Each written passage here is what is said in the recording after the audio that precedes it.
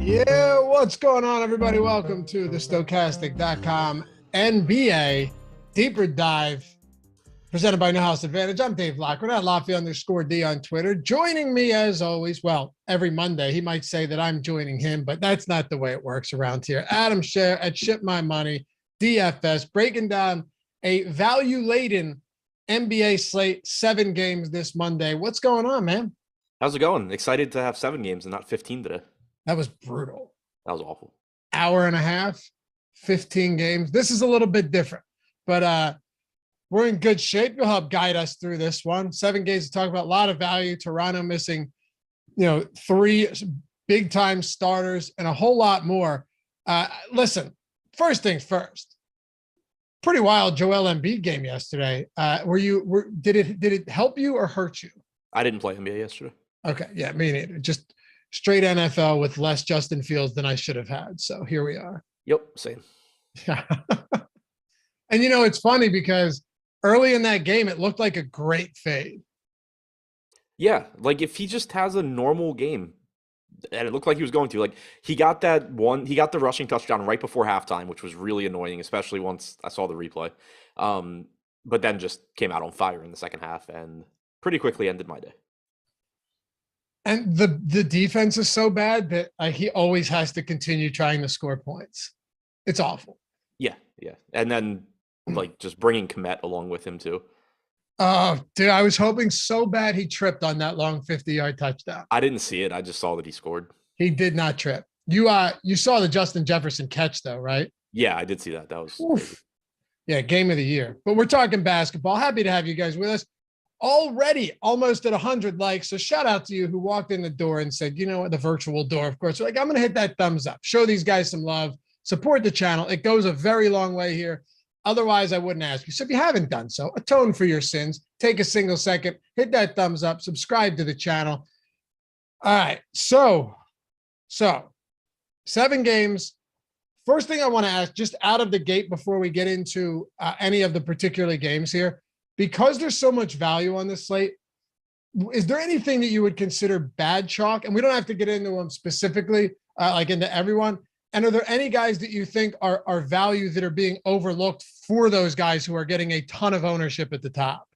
I wouldn't say bad chalk. I mean, you and I were talking about it before the show, like Malachi Flynn getting 48% on DraftKings. If he starts, he's 3,200. Like, I don't know exactly how many minutes he plays, but I think the ownership there is fine. I would say everybody getting ownership makes sense. It is going to change, though, because we just got Trey Jones ruled out, and he was projected to be the 7th highest owned guy on the entire slate. So that's going to open up more value and also obviously change ownership around a bit. But there's nothing that stands out from an ownership standpoint, I don't think, where I think the field's making a huge mistake or anything.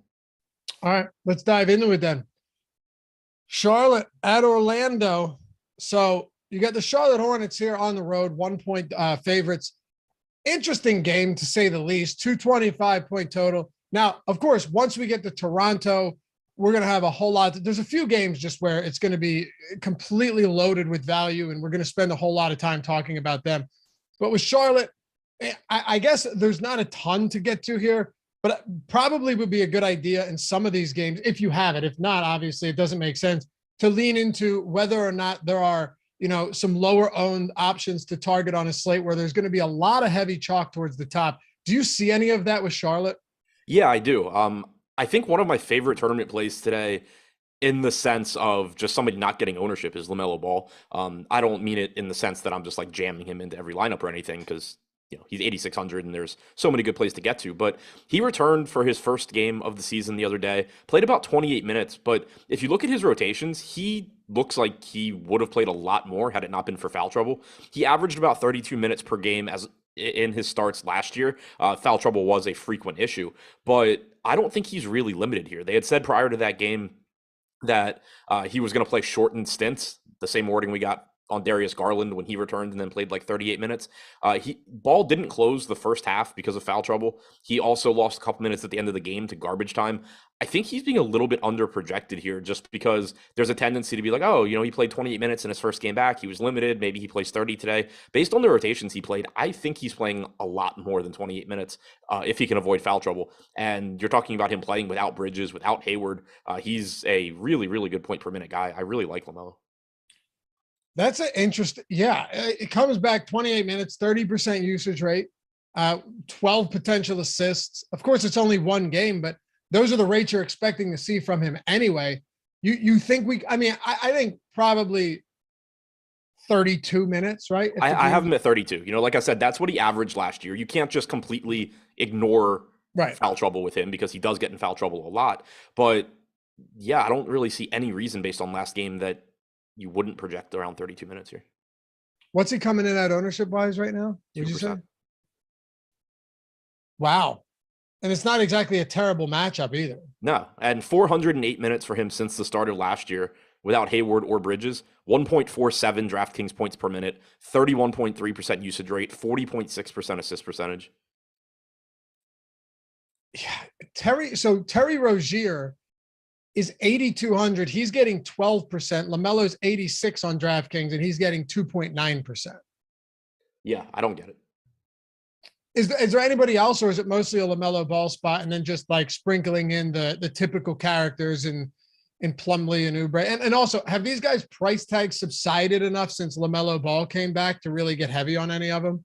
Yeah, so I think the rest of these guys still look fine. The prices have come down a little bit. Rozier on DraftKings now has shooting guard small forward eligibility. I think that's one reason he's getting the most ownership on this team. He's going to play a lot of minutes, and then those positional designations are really, really useful. He should still get his. Obviously LaMelo is going to cut into his production a bit, but still no Dennis Smith Jr., still no Hayward. There's a ton of minutes, or probably no Dennis Smith Jr. There's a lot of minutes available. So I think Rozier makes sense. And then, you've kind of seen Plumlee's playing time trend up. He's a center, kind of how that goes, but I think he looks decent. I think PJ Washington looks decent. I would expect that the guys I get to the most are Rozier and LaMelo. Let's talk about Orlando on the other side. Like I mentioned, 1 point spread here, Orlando, 1 point dogs at home. Wendell Carter Jr., you're going to get consistent. You're going to get pretty steady minutes from him no matter the game. A solid rebounder, pretty much an instant double-double. On a slate like this, though, with only center eligibility, is that a spot you're looking to get to at around 11% ownership? I think he looks decent. He'll look better if Banchero sits. Banchero's still listed as questionable right now. He looks really good. In? What'd you say? You have him in? Yeah. Okay. We do not. I do. But I was also just waiting to project this until we get that news because it's one of the first games. Sure, you can keep going. You're saying if Banchero's out. Yeah, I'm saying so. I think Carter looks good one way or the other, but if he's out, he certainly looks better. He looks a lot better on FanDuel than he does DraftKings as well. Has power forward eligibility there. He's less expensive. DraftKings 7,500. I think more of a secondary option, but certainly looks better if Banchero's out than if he's in. Is there anyone else on this team like as you mentioned, we have Banchero out, so we don't know. That's how we haven't projected right now over at Stokastic. Is there anybody that really pops in the event that he does sit? Clearly a high usage guy that's been getting a lot of opportunities to start the year. What type of an impact does that have on the rest of the team? So I still don't think anybody really pops on DraftKings in the sense that they would be like the highest owned guys. We have Wagner getting 11% ownership. We have Carter getting 11%. Their price tags have gone up a little bit. And then also this is just a slate where because you have so much value from Toronto, because you're going to have value now from the Spurs. You have some value from Golden State. It's just difficult to prioritize the guys from Orlando, but you do get a bump in production without Banchero on the floor. Wagner's played 146 minutes. He's only averaged one DraftKings point per minute, but he has a 29.5% usage rate and a 27.5% assist percentage. So there is a really high ceiling there for him. We kind of talked about Wendell Carter Jr. already, but 1.17 DraftKings points per minute for him. Jalen Suggs has a 24% usage rate and has averaged over a fantasy point per minute. So you do get some secondary options here if Banchero's out. All right. Last one. What about Wagner? Banchero is out. Oh, well, how about that? How about that timing right there? Yeah, perfect timing there. Yeah, Wagner looks good. He's been relatively inefficient without Banchero on the floor. But, like I said, leads the team actually in usage without him on the floor, leads the team in assist percentage, does give you a really, really high ceiling, and has that shooting guard small forward eligibility as well. Yeah, my fault. You mentioned him first. I was thinking you had mentioned somebody else. Yep, my fault. Feel free to correct me anytime. All right, so with him out, I guess our ownership, though, is already projected for him being out. So yeah, it appears that way. Like, I don't think Wagner would have been 11% with him in. Maybe he would. I don't know. I think it probably had him out. Yeah, it's 6,800. You would think so. All right. Anything else on either side of this one? Or you want to move on to the Toronto side, which is going to take a little bit of time? Chuma Okeke probably draws the start at 4,800 with the amount of value we have today. He's certainly playable, but not a huge priority, I don't think. Okay. All right. So on the Toronto side, you've got no Siakam. Obviously, he's been sidelined. Fred VanVleet is out. Gary Trent Jr. is out. So Malachi Flynn clearly getting a lot of ownership here for obvious reasons. I'd love to kind of dig deep into this first, and then we can talk about, Thad Young and Scotty Barnes, who's in an excellent spot, should pick up a lot more opportunities as a playmaker as well. But not just Malachi Flynn, also Banton. And is Banton the natural pivot off of Flynn if you decide to get away from that and just hope that Nurse runs some different looking rotations on a slate like this and Banton gets a lot of minutes? Yeah, I think so. And going under the assumption right now that Malachi Flynn is in the starting lineup, that doesn't have to be the case. But going under that assumption, I do think that, you're right, Banton would be the natural pivot where he's the best guess at who plays more minutes than expected if Flynn plays less than expected. So Banton also getting 13% ownership. Like, I think he's playable. Even if Flynn, gets his normal minutes. I gave Banton 22 minutes at 3,400. That still makes him look decent. So I think that 13% ownership makes sense, but he does probably negatively correlate at least a little bit with Flynn in terms of playing time. So I'm not setting a rule to only have one of them. Again, they're cheap enough. I think they can each pay off their salaries at the same time. But if you just get the game where Banton plays way more minutes than we expect, it's very likely that Flynn played less than we expect. Right. Exactly. Now, how do you feel? I want to dig in a little bit to Flynn in a second, but when it comes to Banton, who, slightly above per minute producer on the season, he's not playing a ton of minutes, but he has been, relatively productive in the opportunities that he's gotten. Are you willing in, large field multi-entry tournaments to play Banton and Flynn together, or is there just too much cannibalization there? Yeah, they're cheap enough that I'm perfectly fine with it. Banton, 244 minutes since the start of last year without Trent, VanVleet, or Siakam. 0.95 DraftKings points per minute for him. 0.82 for Flynn. It's relatively easy for them both to do well enough at their respective salaries. All right. You think they get any time on the floor together? Most likely. I think I projected like 6 minutes alongside each other, somewhere in that range. Okay. They played a few minutes alongside each other last game, so makes me feel, a little bit better about it. All right. So what's your just general take on Flynn? I know he's very cheap. Like I could rattle the obvious off to you, but we know he's cheap. Our boom bust tool right now, and let me just update this, let me just refresh this, make sure everything's updated. 59 seconds ago. All right. Pretty good stuff. So, and we don't have, okay. So that's got to populate too now. But last run, we had Flynn around like 48% ownership.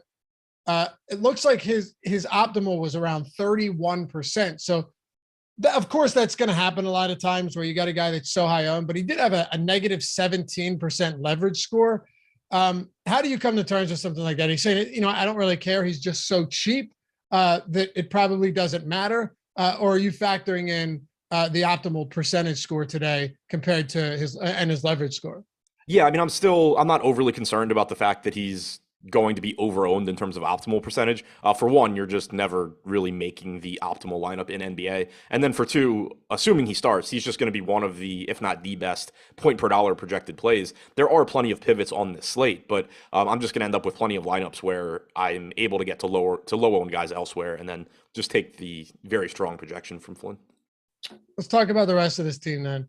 So Thad Young, another super cheap option, likely to get a lot of run in this game.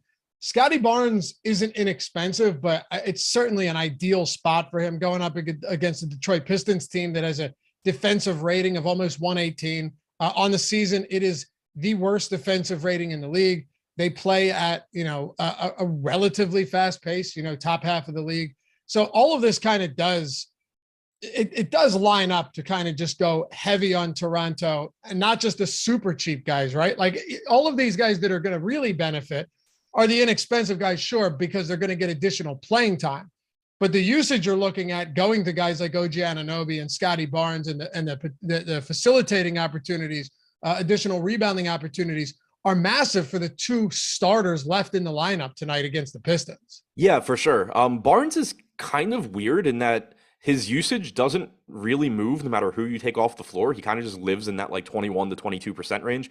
But the assist percentage certainly goes up without Siakam or Van Vliet out there. OG Anunoby, actually, since the start of last year without Siakam or Van Vliet, has a 26% usage rate. This year, it's 27.6%. So kind of surprising, I think, that you see that big of a jump for him and you don't see more of a jump for Scotty Barnes. But you're still talking about, around the fantasy point per minute, coming off a game where he played 39 minutes last game for Barnes. He's going to look really good. So does OG Anunoby. All right. Well, Thaddeus Young then. The natural conversation here moves to him as well. You're talking Malachi Flynn, Thaddeus Young, Barnes, OG Anunoby. We can talk about Otto Porter Jr. too. If you're prioritizing these guys at the forward positions, and you can throw Barnes in there too. Like they don't just have to be the cheap guys, but based on salary, are there any that you like a lot more than the other? Because most of them are coming in at a very similar price point. So assuming ownership. What'd you say? I said, I'm sorry, similar ownership, not price point. Assuming that we get the starting lineup of Barnes, Flynn, Anunoby, Porter, and Young, I do really like Young. He's 3,900. He's another fantasy point per minute guy. Played 34 minutes last game, played 26 3 games ago. You got the random 9-minute game sandwiched in between there. I don't think you can project him for 34 minutes again, but I was fine going to 30. And he's just another one where, he's a good point per minute guy. It's not like you're just moving somebody from the bench into the starting lineup that doesn't do anything. Young is a very, very good fantasy producer when he's on the floor. He does a lot of things well, so he's also just a good fit for filling in when you're missing multiple, playmakers in Van Vliet and Siakam. Young's a capable passer. He's capable scorer. He can kind of do everything. So I really like Thaddeus Young as long as he's starting. Otto Porter Jr. looks fine as well. I would say he's a step behind Young for me. One, because he just played fewer minutes last game. He only played about 26 minutes to Young's 34. And then also he's just not as good a point per minute guy. You're talking about around 0.75 to 0.8 fantasy points per minute for Otto Porter Jr. compared to the fantasy point per minute you're getting from Young. All right, let's wrap up Toronto here and then just get some priorities. And also I have one more question for you on Toronto that I think will be pretty helpful for everybody involved. Are there any just complete flyers on this team that are worth talking about? I know you had joked about Koloko getting minutes, and just ruining the slate. He's getting virtually zero ownership, but anybody else that's down there on this team? Because we know that Nurse is more than willing to just run condensed lineups in a situation like this. Yeah, I mean, if you, for whatever reason, are going to insist on putting a Toronto Flyer into your lineup, I think the two answers are Christian Koloko and Juancho Hernan-Gomez. But I also don't plan on doing it. Koloko barely played last game. He's center only on DraftKings. It just, you would need such a massively different game here than we saw last time out for Koloko to end up looking good. Hernan-Gomez is 3,100. If he shoots the lights out, maybe he runs into more minutes, but it's just not. I don't plan on getting to either of those guys. The only other guy that we didn't mention that I think is a very good play is Chris Boucher. Played 28 minutes last game, played 31 the game before that. Didn't want to read too much into the 31 minutes because it did include garbage time. I don't know if he would have closed that game or not, but obviously there's a lot of minutes available here. Boucher is a very good point per minute guy in a good matchup. And then also keep an eye on the status of Khem Birch. I don't think Birch is somebody that I would be playing in DFS unless maybe he draws the start. But if he's back, that is one more body that could potentially kind of screw up the rotation here. I still would like all the same guys that we like, but just keep an eye on Birch's status. Okay. Are you doing any I know you're usually limiting guys to 3 in a spot like this, or not in a spot like this, but on a regular slate. I'm assuming if you're running lineups without any restrictions, right? Just any limitations on how many players per lineup. Yeah, I'm looking at it right now. you're going to get a lot of 4 Toronto players in lineups. And it's a 7-game slate. It's not 15 like we talked about last week. It's not a massive slate. You're missing Van Vliet, you're missing Siakam, you're missing Gary Trent Jr., 3 kind of core players. Are you cool with getting 4 Raptors, given how cheap most of these guys are? Yeah, the pricing is what makes the difference. And to your point, yeah, like if I were playing cash and the slate locked right now, I'd have 4 Raptors in that lineup. Actually, that might change. I haven't rerun anything with Jones out, but the point is, like, the top projected lineups are going to have probably 4 Raptors, and I'm perfectly fine with it in tournaments, just because, thinking through it, let's say 3 of those 4 are, Porter, Young, and Flynn, or Banton, Young, and Flynn, 3 guys sub 4K. There's no reason that you can't have, or that you wouldn't want to ever have, like a $7,400 Anunoby or an 8K Scotty Barnes in there. Like, they're still going to be really good plays, even if those cheap guys all do have good games. For sure. All right, let's talk about Detroit. Kind of an interesting team to get into, just given the fact that we're going to be without Cade Cunningham. Do you have, not to say that this is much of a big deal whatsoever, but do you have Corey Joseph out for this game? I just didn't project him in the rotation. Okay, that's what I figured. So if he's not in the rotation, whether he's in or out, doesn't matter. And Cade Cunningham is out. What do we think? How do we see these backcourt minutes shaping up? So my expectation is that you probably get around 30 minutes from Killian Hayes. Could play more if he's playing well, but you do have Alec Burks back. I went to, I think, 32 minutes on Jaden Ivey. He lost a lot of playing time to Alec Burks in Burks' last game, but that was also just a game where Ivey was playing horribly. I don't think that Burks just comes in and takes a bunch of minutes from Ivey. Burks is somebody with a 6'10" wingspan. You can throw him at the 3 if you want to. He can also, cut into Killian Hayes minutes more than he did in that previous game. But I went 32 minutes for Ivey, 30 for Hayes, 24 for Burks. It makes all of them look at least decent. Hayes and Ivey look like the 2 priorities, but I do kind of like the tournament pivot of Alec Burks over Killian Hayes at the same price tag, where Hayes is getting 20% ownership and Burks is getting 2. Yeah. Burks is the type of guy that could give you 7 fantasy points or 40. So there's that. I mean, we've seen spots. And so is Hayes. Right. Exactly. Yeah. It's a good point. So if you're talking about a pivot off this, kind of similar archetype in terms of just when you're off, you are off. And we've seen that with both of these guys. It does make it really appealing. Look, Ivy getting almost 20%, Killian Hayes getting almost 20%. Who do you think benefits the most here? Pretty simple question, but who do you think benefits the most just from Cade Cunningham being off the floor from because Cade Cunningham contributes pretty much everywhere across all of these stats. Yeah, I think it's Ivy.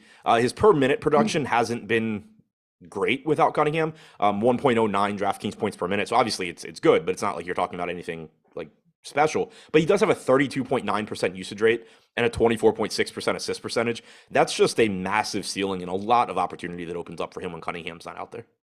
Anybody else for Detroit worth talking about?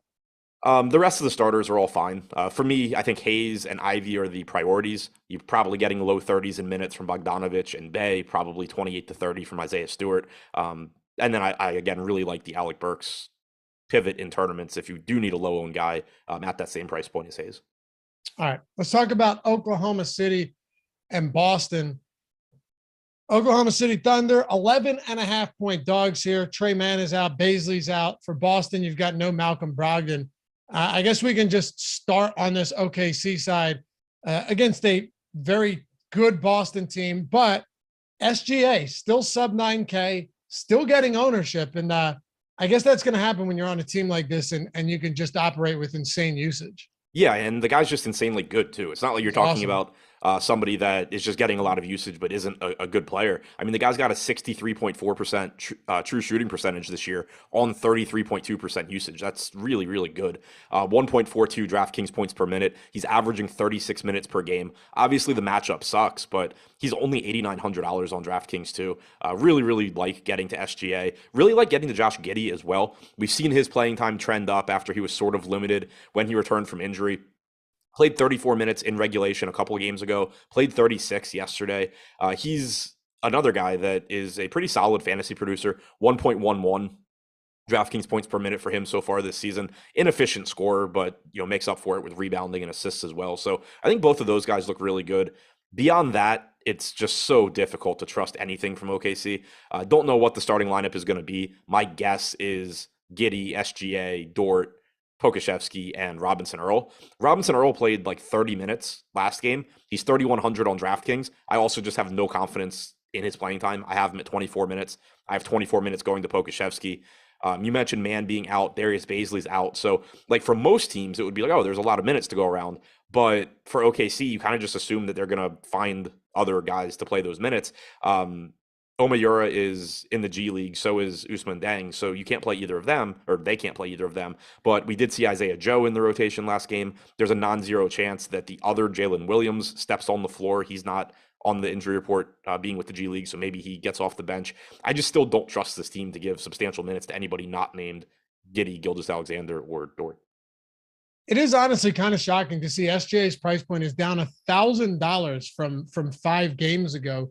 You would think that he'd just be on a terrible run, but all this guy does is produce. I mean, he's down. I know the matchup is difficult, but $8,900 for a guy that, night in and night out is giving you 30+% usage, but as you put it, also efficient usage. It's pretty surprising. Yeah, and he's at 1.39 DraftKings points per minute in the games he's played with Giddey, 1.53 without Giddey. But if his salary is going to sit at 8,900, like that 1.4 fantasy points per minute is still insanely good. Yeah, no question. Anybody else you want to touch on, or should we get to the Celtics here? I think we can go to the Celtics. All right, so Brogdon's really the only one that the note that's out for Boston today. When you're talking high price players on this slate, you have Giannis. He's, the standard question, probable. Tatum, Curry, Paul George, Trae Young, all of these guys, healthy price points here. And then a few others in that 9K range. We'll get to all of them. How do you prioritize a guy like Tatum? Not saying you can't, but do you prioritize a guy like Tatum in this spot? 11.5 point favorites at almost 11K. It's pretty difficult for me to prioritize him just because you have Giannis, who is a different price point, but also really easy to get to. You have Steph Curry playing without Thompson at a cheaper price point. I think those guys both are bigger priorities to me than Tatum. That's not to take anything away from Tatum. He's obviously really good. He's averaging like 37.5 minutes per game. He's excellent, and he's pulling about 10% ownership. I think that makes sense. He's clearly a good play. It's just that, I think I'm getting to Curry and or Giannis first. Yeah, Kyle, we're going to have a ton of shows next week for Thanksgiving. Come on, man. It's your birthday? All right, cool. No, yeah, for football, we're going to have strategy show Tuesday, strategy show Wednesday. We'll have, 3.5 hour live before lock, something for 3.5 hour live before lock for Thanksgiving Day. Yeah. Yeah. You sound like you're asking me like I have any idea.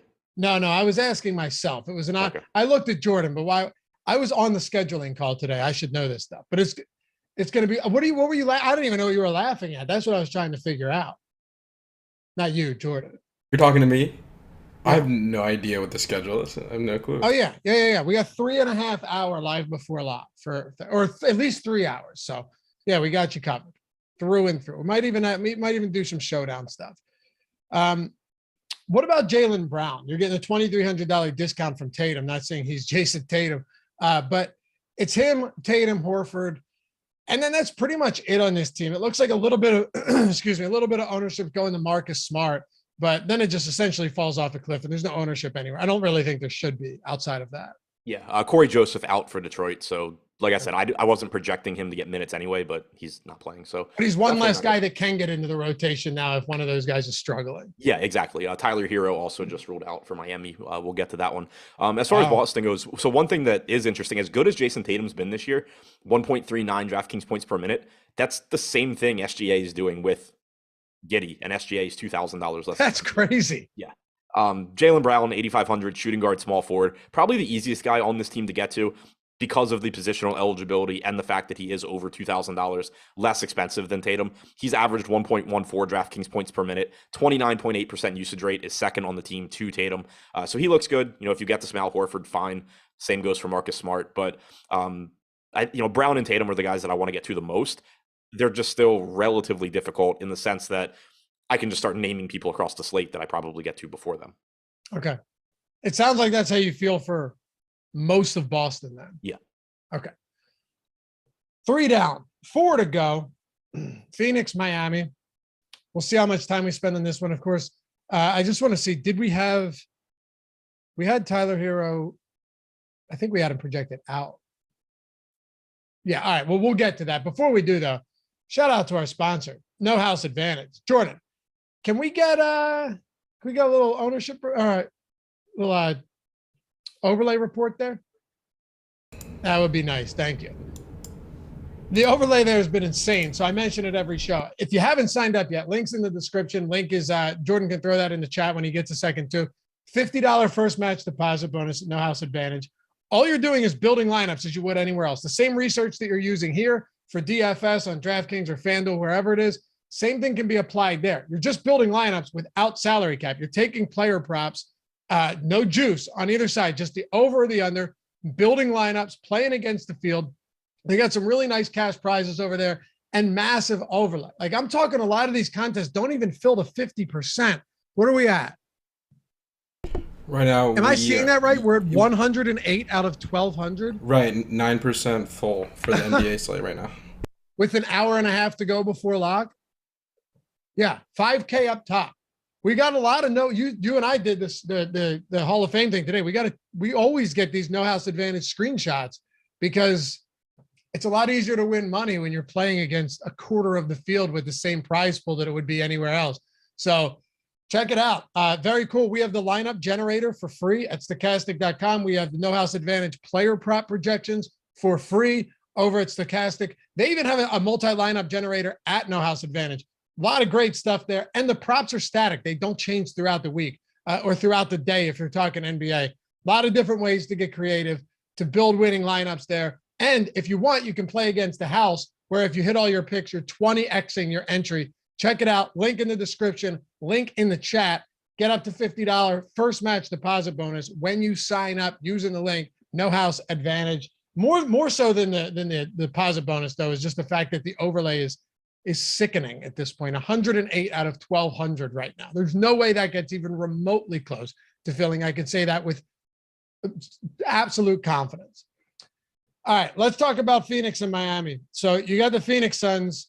It sounded like Chris Paul was less than confident that he was going to play today, man. I know he's questionable, but he sounded less than confident that he would be on the court. I didn't see what he said. He just said like he doesn't know if he's going to be able to go. And that doesn't mean he isn't, but from my experience, usually when players express optimism about being able to play, even when they don't, when you're not expressing any optimism, he's not out yet, but usually when that happens, there's a good chance they won't be out there. Yeah, no, it's normally you get the player saying like, "Oh yeah, like I'm good to go," and the training staff being like, "No, you're not." And then it's like torn ACL out for the season. Right. Yeah, like I don't think it's a big injury. I think I can play through it. And yeah. So yeah, typically like when players say that they think they can play, you kind of take it with a grain of salt. When they say that they don't think they can play, normally they're not playing. But yeah, like you said, he said he doesn't know if he can play, but same thing. Yeah, still questionable. You know, fortunately, this game is in Miami, so it's a 7:30 tip instead of 10 o'clock, as you know, if it were in Phoenix. So we should get this news sooner than later. If he's out, you kind of know what to do at this point. Cameron Payne should start again, should play a lot of minutes. 6,300 on DraftKings, 57 or 5,800 on FanDuel, I believe. Still is going to look like a good value. Not a great matchup against Miami, and there is obviously a ton of other guard value on the slate, but Payne's still going to look good, just not the same level of priority that he was on previous slates, just because of how many other options there are. But he'll still look good. Devin Booker this year, 1.2 DraftKings points per minute without Paul on the floor, 30.2% usage rate, so gets a little bump there. DeAndre Ayton actually has a lower usage rate without Paul than with Paul in 103 minutes. Could be a sample size thing, but also does make some sense that somebody like Ayton maybe doesn't do quite as much offensively when he's not playing with Chris Paul. Relies on Paul to get him the ball. Yeah, just given how good of a point guard Paul is. That being said, Ayton's still a solid option. He still has a 23.5% usage rate without Paul out there. It's just higher when Paul is. He's only $6,200 on DraftKings, so that's a pretty fair price tag. So I think those three, Booker, Payne, if Paul is out, and Ayton, are the biggest priorities on Phoenix. If Paul is in, I think the only guy that I'd really be getting to is Ayton. you have to think that even if Paul is out, Payne's ownership still stays relatively low. Just giving, okay, Dennis Smith Jr. out. You would think that the owners, oh, hold on, here we go. Koloko or Kem Birch? What you called this as a possibility. Yeah, so we're going to get the What a Scotty fucking Barnes. mess. Yeah, Scotty Barnes, OG, Porter, Young, Birch, or Koloko starting lineup.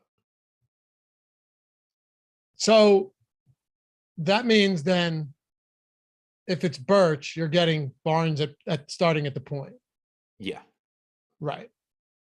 Kind of appealing. Not to say that he wouldn't be running point anyway Right. with Malachi Flynn out there, but just it's another non-actual guard. What if Birch starts? Do we expect, because we've seen this before, right? We've seen it before where he starts and plays like 18 minutes. Right. I was going to say, I would think he's playing like in the teens. I'd still have a hard time getting much of him, especially because like we're still going to have, even like you're downgrading here. You're downgrading Flynn, downgrading Banton, assuming neither of them are starting. But you're still going to have, like, you're still going to be able to use them, just not as safely as you could. You're still going to have the Thad Young value. You're still going to have the Otto Porter value. You're still going to have the value from these other teams. So it's not like you're suddenly starved for value. I'm looking now to see how many minutes Birch averaged as a starter last season. 19 minutes per game in 28 starts last year. Obviously, those weren't all with them shorthanded, but we did see those kind of spot starts a lot. Yeah. That's what I mean. And none of them were really all that impressive. He started one game without Siakam, played 19.1 minutes. Yep. Okay. I said 18, but same thing. It's like 16, 20 minutes, 19 minutes. Jordan, for some reason, Cameron Payne is out on that injury report. Yeah. Cameron Payne's not out. I'm not sure how that happened. All good. Well, I just quickly, before we move on to Miami, I did want to ask you, do you think Campaign, let's say Paul is out. Cameron Payne's not particularly cheap. You're getting a mid-range price point. Do you think his ownership stays pretty low, just given the opportunity cost there? So it's going to be higher than it was 2 minutes ago, right? Yeah. Because Flynn's ownership is going to come down a lot, probably. But yeah, he's going to be, I think, like he's going to be popular, but it's not going to be the 50-something% owned Cameron Payne that we were getting on previous slates, because for one, his salary on DraftKings has gone up a bit. It's still really cheap on FanDuel. You'll probably get more ownership there. But then for two, like, again, you just have so many other good plays on this slate as well. Dude, what? Okay, so now you have Flynn. And I don't want to backtrack too much here, but it's the biggest part of the slate. You have Flynn and Banton, who we know aren't starting, either of them. Now, like Banton's ownership was already at 13%. That's going to come down considerably. Do you think we can still let's say Birch starts and we project him for, what do you think is fair? 18 minutes? Yeah. Okay. If he starts and plays 18 minutes, then, and you've got all of these forwards and such composing the rest of the lineup, of course, Scotty Barnes starting at the point. How many minutes do you then give to Malachi Flynn and to Banton? So the way I'm kind of thinking about it right now is if you go back and look at their last game, Gary Trent started, but he only played 19 and a half minutes. Yeah. You could get a very similar rotation as you had that game. Just pretend that Gary Trent is named Kem Birch or Christian Koloko. Flynn played 22.8 minutes off the bench. And that's why I think like he's still a reasonable value. He's just going to project a lot more similarly to like Dante DiVincenzo now, as opposed to, massively better than DiVincenzo. So I think he's still playable. Banton played 13 minutes in that game. He did come off the bench ahead of Flynn in the first half. Flynn came off the bench before him in the second half. You could conceivably see the minutes flipped here, like if Banton plays well, but I would think that, like, I'm going to project Flynn for a few more minutes than Banton. They certainly become riskier though, but I think still playable in large field tournaments. Koloko may or may not play more than the 6 minutes he played, if he's coming off the bench. But I think that it's likely you get a pretty comparable rotation to what we saw last game. Okay, fair enough. It definitely throws a wrench into the works, though. Not to say we didn't expect it to, or expect something like this to potentially happen, but yeah. Yeah, on the other side of this one, with Burchin, I still think Boucher's in play. Everybody just gets a little bit riskier because you could just be seeing a Toronto rotation with an extra body, but I think it's pretty likely that we get something similar to last game, and there's no reason that like Boucher can't play 28 minutes like he did last game. Okay. Talk to me about Miami then, with Tyler Hero remaining out here. Are we giving similar minutes to what we've seen with Tyler Hero out to all the guys who benefit? Yeah, I mean, we've been seeing a pretty tight Miami rotation with Hero out, which, is always nice from a fantasy standpoint. So you get increased playing time expectations for Caleb Martin, for Gabe Vincent, for Duncan Robinson, for Max Strus, and then you get increased production from Lowry, Butler, and Adebayo. It just makes everybody on the team look at least a little bit better. I still don't know that any of them are true, or I don't think any of them are true priorities, in the sense of like being your highest owned guys, but they all just start to look better. The issue is that the price tags have come up. Butler's sitting at $9,100. He has averaged 1.4 DraftKings points per minute so far this year without Hero on the floor, compared to 1.2 overall. So that's good to see. Adebayo's at 1.16 DraftKings points per minute without Hero out there. Lowry's at 0.88. So all those guys look good, but the price tags have come up a bit. Strus is at 0.9 DraftKings points per minute. He's also nearly $6,000 now. So I think that the pricing has adjusted. I do still think that there's upside on these guys, though. Yeah, with Strus, I mean, he's played massive minutes recently, but God, when you're almost 6K and you're entirely reliant on scoring, that gets kind of scary. Like whenever you're paying almost 6K for a guy that needs to score points. He's going to have, he had a stretch there against Portland and Charlotte where he played 65 combined minutes and had one total rebound like that. Yeah. He has a 5.9% rebounding percentage and an 8.5% assist percentage without Hero on the floor. Also only an 18.9% usage rate, but nearly a 70% true shooting percentage. Right. It's games like last game where he shoots 8 of 14 from 3.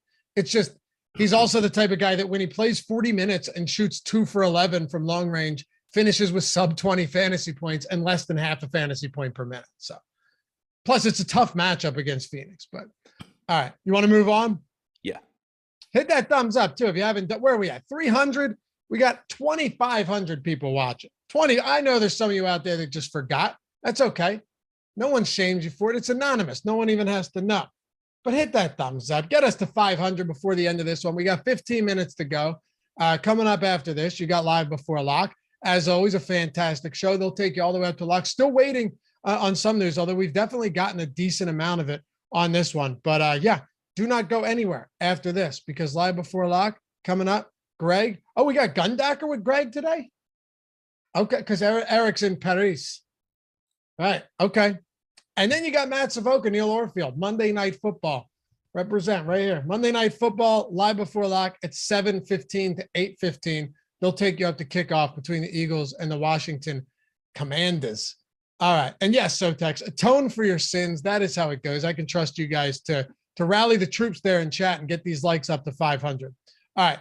Let's talk about the Atlanta Hawks, Milwaukee Bucks here. No real big injury news for Atlanta. Of course, Drew Holiday is out for Milwaukee, but let's start with the Atlanta Hawks here. 4-point dogs, 225.5 total, one of the higher numbers on this slate. Is there anything at the top of Atlanta or anywhere from Atlanta? Now you're getting it's so tough when you've got two guys that are essentially 10K on the same team. It's not to say they both can't get it done, but they're both very expensive between Young and DeJounte Murray now.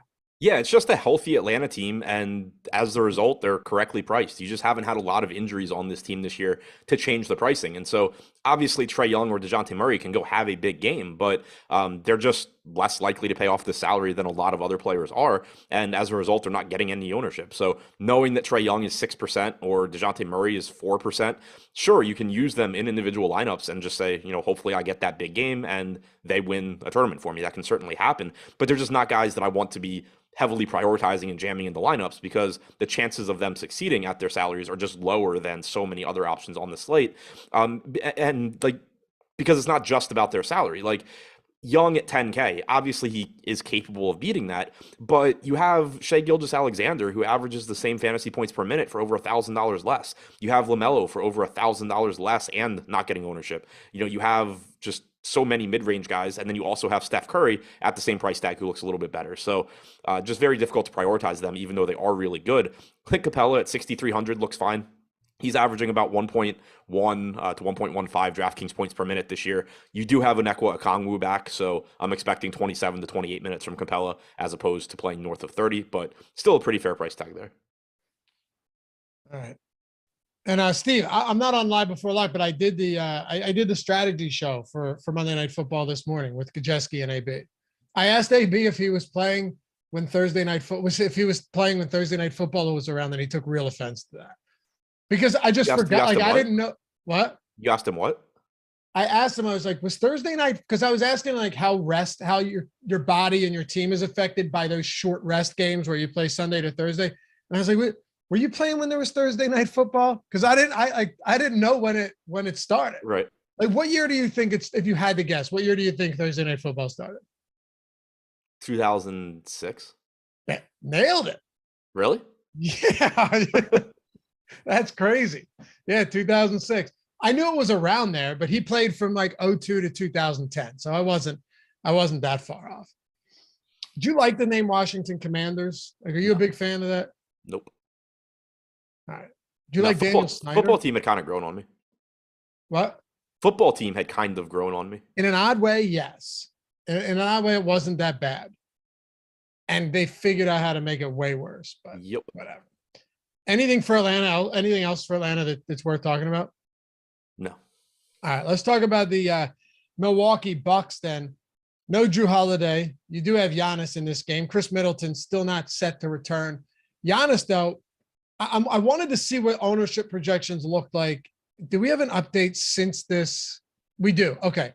So I want to see how much Giannis ownership changed since we got this Toronto news. My guess is that it only came down 1%, Adam. We're still at 22%. I thought maybe without like the Flynn value, but I guess there's still so much else out there that it shouldn't make a huge difference. Yeah, there's still a lot out there. It does make it a little bit more difficult just because, you lose Flynn. Well, not lose, but you're not going to play as much Flynn. You're not going to play as much Banton. So, it makes it, more difficult, but still should be getting a lot of ownership here. There is plenty of value. We did get, Trey Jones ruled out also, so that opens some stuff up.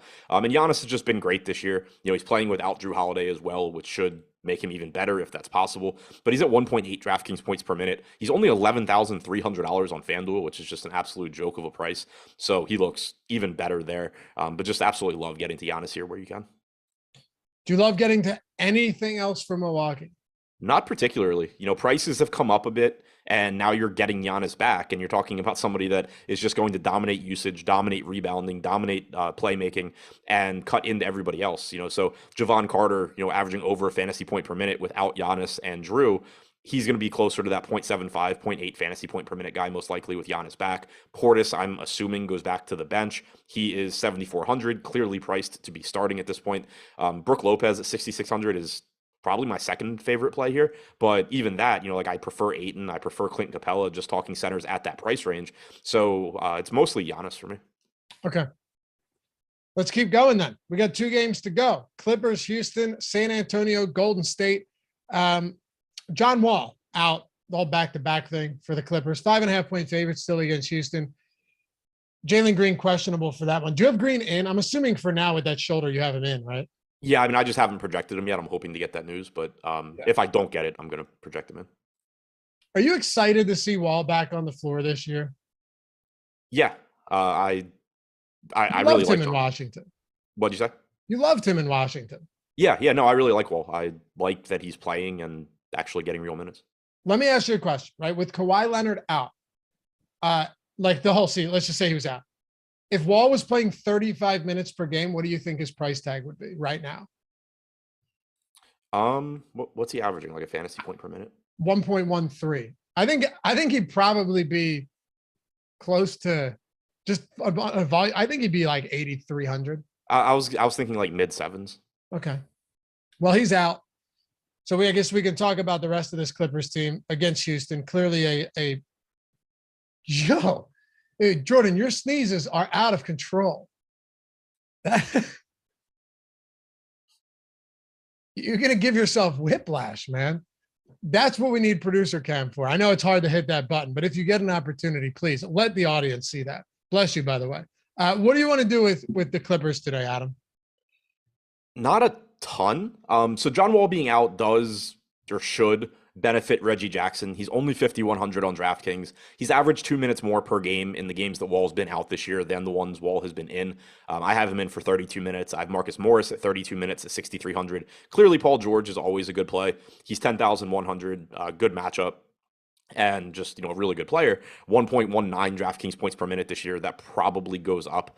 But again, you're just talking that $10,100 price tag is just kind of difficult when, you consider how many good mid-range plays there are, that you have Steph Curry at that price point, that, obviously I'd rather get to Giannis if I can. So I think any of George, Jackson, Morris, Zubats are reasonable. Luke Kennard, probably not going to get to a ton of him. He is cheap, but you just have value elsewhere. I think any of these guys are reasonable. I don't think any of them stand out as true priorities for me. Okay. Chris Paul is out, by the way. Cool. So yeah, no Chris Paul today. We're getting a lot of news on this show. Let's keep it moving though, because we'll get into that Spurs situation without Trey Jones. Assuming Jalen Green is in, how do we play this? Assuming Jalen Green is out, just such a high usage player that is constantly getting up shots. There's no doubt that could shake up the landscape of today's slate. Talking about a guy who on the season has a 27% usage rate and plays good minutes. Oh, yeah, it's huge if he's out, particularly for Kevin Porter Jr. 66 minutes played without Green on the floor this year for Porter, 34.5% usage rate and a 36% assist percentage, 1.3 DraftKings points per minute. I think Kevin Porter Jr. is a good play no matter what.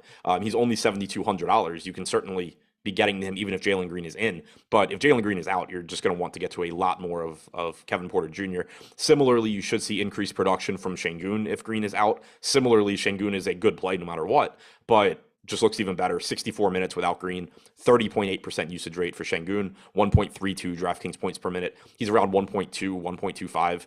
1.26 DraftKings points per minute overall this year with a 24.5% usage rate. So both of those guys look good regardless of Green status. They just clearly are going to look better if Green is out. Green himself looks fine at 6,600. He's pretty scoring dependent, but like you said, 27.5% usage rate. He's going to go out there and chuck up shots, and you're just going to get some big games out of him. So don't mind him at that price tag. My guess is that Kenyon Martin Jr. would slide into the starting lineup if Green sits.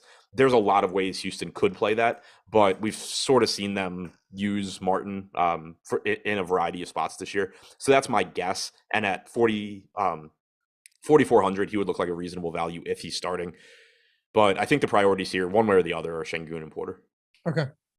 This team would get a lot more interesting, though, if Green happens to sit. Yeah, for sure. I mean, you have a $4,500 Eric Gordon, too, that could see some more usage. Obviously not the most exciting player to roster, but you're opening up a lot of minutes, around 34 minutes, if Green is out, in addition to a ton of usage. And we only have one late game on the slate. We're going to get to that now. Houston, though, 8 p.m. So you have 2 7s, a 7:30, of course, Eastern time, normal people time. And then you have 2 8 p.m. starts with 1 10 p.m. We'll close it out with that. We'll toss it over to the deeper dive. 57 likes from 500, 2,800 people watching. Yeah, use that finger. Use that finger. Hit that thumbs up. If you hate this show, you can hit the thumbs down twice as well. Either way, much appreciated. Before we get to this last game, one more thing for you guys. I think you'll like this. Many of you have taken advantage of it already. In the event that you haven't, I'll tell you what it is. Jordan, throw the MGM link in chat. If MGM is available to you, BetMGM, and you haven't signed up there yet, you're in luck because they probably gave you, risk-free bet or whatever, which is cool. But now you're getting 2 free months of Stokastic Plus Platinum, $240 value, all of the tools on our site. And if you want to get the Fantasy Cruncher add-on with that, you can do that as well. Talking basketball, football, MMA, we got soccer projections coming up for the World Cup, PGA, everything. If they have contests out there, we have content. We got all the tools, all of that stuff. That picture of Eric, man, every time I see it, throws me off. I just want to know what he's doing. Like, what was the cue? I'm telling you, I don't know. It seems like something you'd see with one of those like prop comedians, like how outside of a comedy show, they have pictures of a comedian that's headlining or coming up, in the coming weeks, and they have a goofy picture, like a Carrot Top, maybe. He reminds me, what's the comedy from like, I don't know, 2008 with Jennifer Aniston and Vince Vaughn? Oh, The Breakup, great movie. Yeah, it makes me think of her The brother. brother? Yeah. His brother-in-law? Yeah. What is it? Bum bum on the kick drum. Yeah, Come. yeah. Come on the kick. Yeah, that's a very good movie too. Very. Yeah, it's another. Josh and I were talking about like comedies from that time period this morning, and I feel like The Breakup was good. If it came out at like a different time, like if it came out now, it would be one of the funniest movies I've seen recently.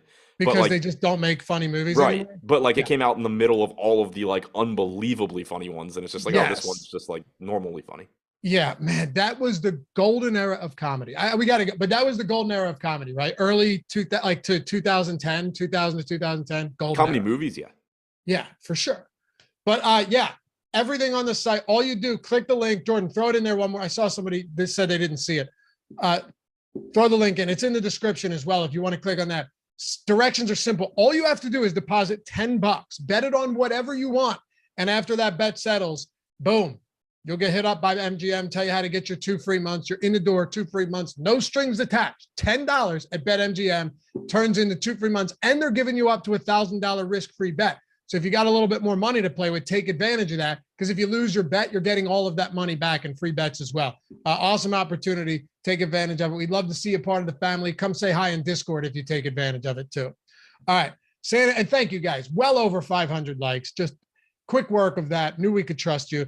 Talk to me about the Spurs today without Trey Jones. They're 7-point. I haven't looked to see what the spread is now, but when we started this show, they were 7-point dogs. 233.5 total, by far the highest on this slate.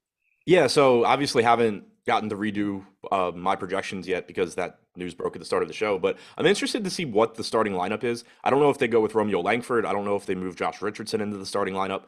Langford's out, so it's not Langford. I'm guessing Josh Richardson moves into the starting lineup, but they could go a variety of ways.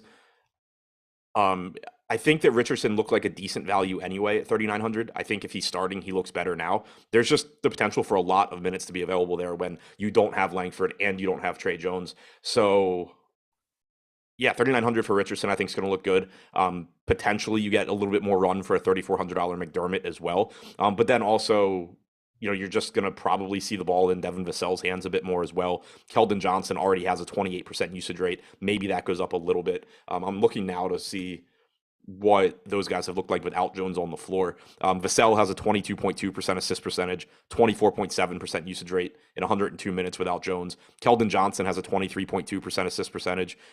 Josh Richardson's at 18.5%. So I expect, and Jakob Poeltl also 19.5%. So I expect to see, facilitating sort of split up amongst those guys, but all of those guys to benefit a bit. All right. Anything else for San Antonio? I want to wrap this one up with the Warriors. Yeah, somebody had mentioned Charles Bassey in chat before. I don't remember who it was. He's completely fine as a value option. He should play whatever minutes Jakob Poeltl doesn't. Typically, that's going to be 17, 18 minutes, give or take. But Bassey's a really, really good point per minute guy. He was around 1.15 or 1.2 DraftKings points per minute with the Sixers last year. This year, he's at like 1.5 fantasy points per minute with San Antonio. 62 minutes played, 1.6 DraftKings points per minute. He's a good value option, I think. Okay. Just floor's yours with Golden State. We're up against it, but we have 6 guys right now in double-digit ownership. Yeah, this should be one of the most popular teams on the slate. They've been running a little bit more fantasy-friendly rotations recently because of how shitty their bench is, but then you also get Klay Thompson out here, so you should get increased usage for Curry. Jordan Poole likely to slide into the starting lineup. He's only $5,800. He has started one game this year where Thompson was out and Curry was in. He played about 36 minutes.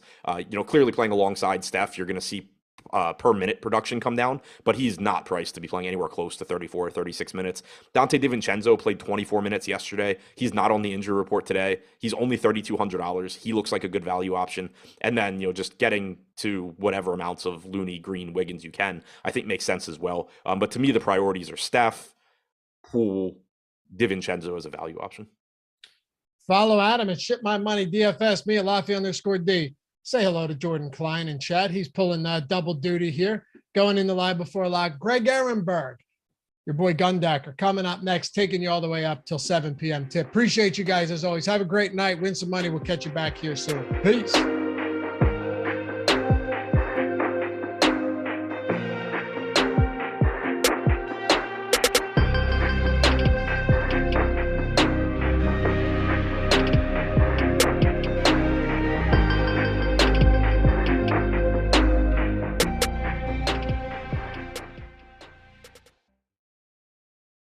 Yo, it's that time of week again. The time for Stokastic Hall of Fame, where we induct all of our closest friends in the Stokastic family into the Hall of Fame right here and give away a bunch of free months of Stokastic Plus Platinum. All you have to do, if you want to get yourself inducted into the Hall of Fame, get yourself up on the board so we can do the bragging for you and so you can get that free month of Stokastic Plus Platinum, is download the Stokastic avatar at stokastic.com/avatar. We got a new one, by the way, if you're looking to refresh and update the previous one. Then finish top 3 on a field of 5,000 or more and tweet your wins at Stokastic HOF on Twitter, Stokastic Hall of Fame. Boom. You get up here and you win a free month of Stokastic Plus Platinum. That's all you got to do. First up, let's get straight into it. The Colts just continues his massive heater. When he's not winning at DFS, he's behind the scenes here at Stokastic, working hard on all of the tools.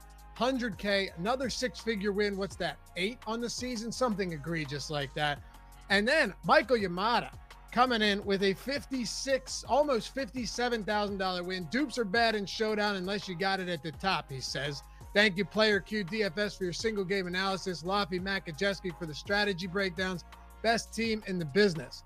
I would agree. Schaefer chopped the NBA Showdown thanks to Stokastic. Fantastic tools. Easy for me to say. Do I get to be in the Stokastic Hall of Fame? Damn right you do, man. $15,000 win. First place in the fadeaway. Then you got Jeremiah Kenny. Been playing NFL and NBA DFS for years, but turns out I'm actually a CFB savant. Who knows? Yeah, looks like it. $27,500 wins in the same contest there. And Lance Simpson, my first decent win in basketball this season. I absolutely love No House Advantage, and you will too. Yeah, we've been telling you guys about that overlay for a minute now. Thanks to everyone in the team, and I'm not reading all those names, and everyone else at Stokastic. Next, how about Robert? $15,000 win. Told you we had some big ones this week. Shout out to Alex Baker, the GOAT, and the Showdown Shaman. Wonderful name. Wonderful.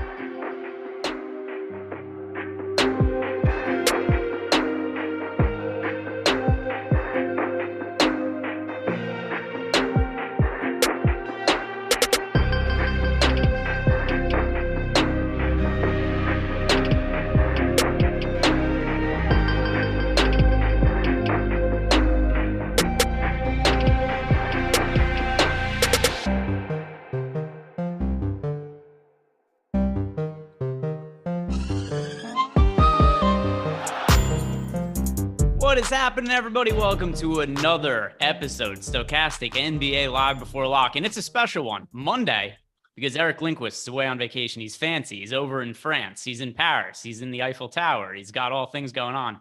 I'm joined by Gundacker. I haven't done a show with Gundacker for a minute. I've been looking forward to this all day because if it wasn't Gundacker, I was going to be doing the show solo. We didn't know who was going to fill in. Gundacker stepped up. So we appreciate you and everybody else also. Show Gundacker some love. Like the video. Subscribe to the YouTube channel. What's happening, man? You're not much, just processing new. It feels like we're getting a lot of news a lot earlier than I've been accustomed to the last week, which I don't know how to feel about that, but sure.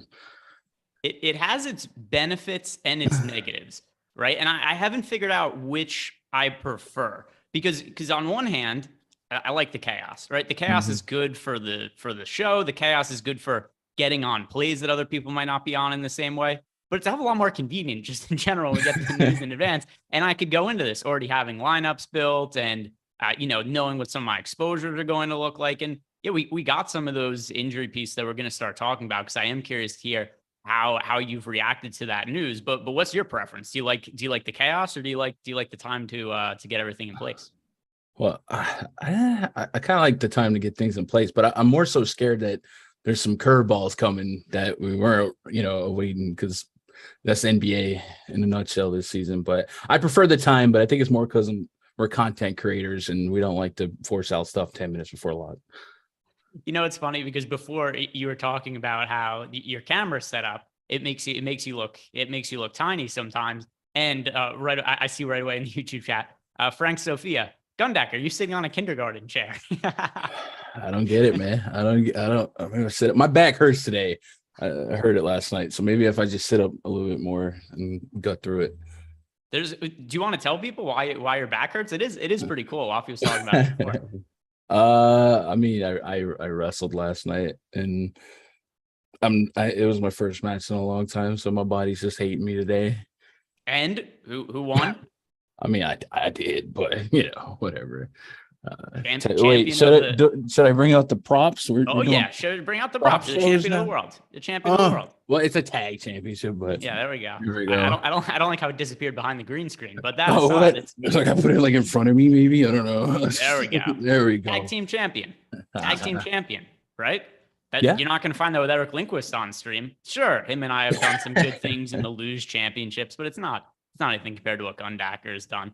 So let's start talking about some of the injury news that's come in for today. Because like you said, we've got one early, and there was one curveball, but plenty of time to react to it because Trey Jones is out for the Spurs. He's been playing a big role for them this year. Was certainly not something that I was expecting coming into the slate, but we have seen the Spurs missing a lot of different pieces at different times.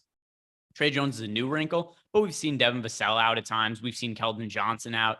So I now think that the Spurs are presenting the best overall value on the slate. So number one, do you agree with that? And then point two, who are the priority plays from the Spurs now that Jones isn't in? I agree with that. The first name that popped out was Josh Richardson, but it doesn't look like that's going to be a secret by any stretch. But our boom tool loves it. I like it. I think the price is too cheap to get away from.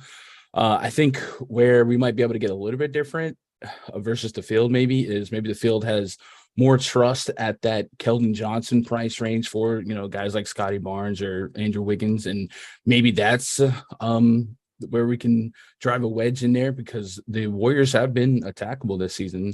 And then Jakob Poeltl projecting well and just kind of like slipping through the cracks in my early build. So I might have to force some pieces in there and the same, with Devin Vassell. But I think Jay Rich is the guy that I just have to make an aggressive stance on if I want some type of leverage here. And I don't disagree with the boom tool or the projection. So yes, I agree. And then who do you think ends up stepping into the starting lineup now in place of Trey Jones? I mean, I was kind of bracing for a Jay Rich and Devin Vassell backcourt. And we'll see if that's what they roll out. I don't really see any other. They still got Langford down. So that's my guess.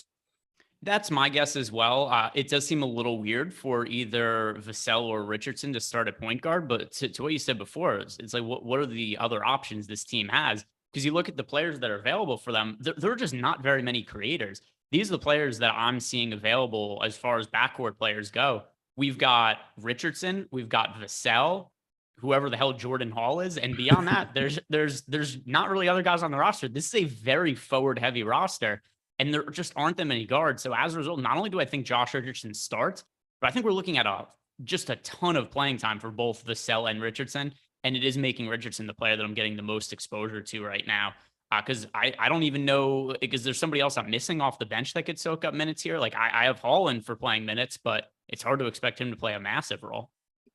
No names seem to be sliding through, and I think you might see spots where maybe Keldon Johnson starts the play or whatever, and a little bit more ball handling gets distributed. But looking at that last game, Langford had represented 17 minutes, and that's not there today. So yeah, I think big minutes for Devin Vassell and Jay Rich is really the only plausible way to approach this from a projection standpoint.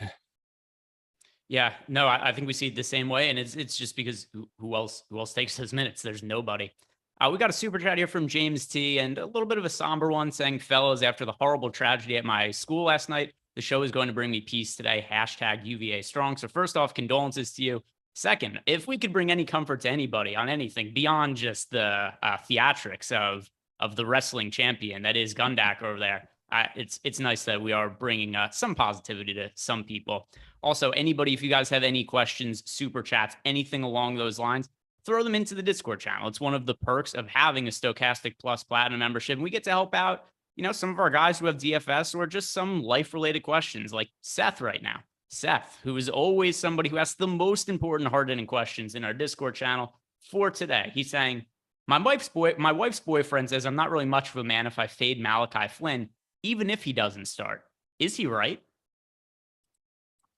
Well, so I think there's a couple different things we need to break down here. First of all, are you not a man?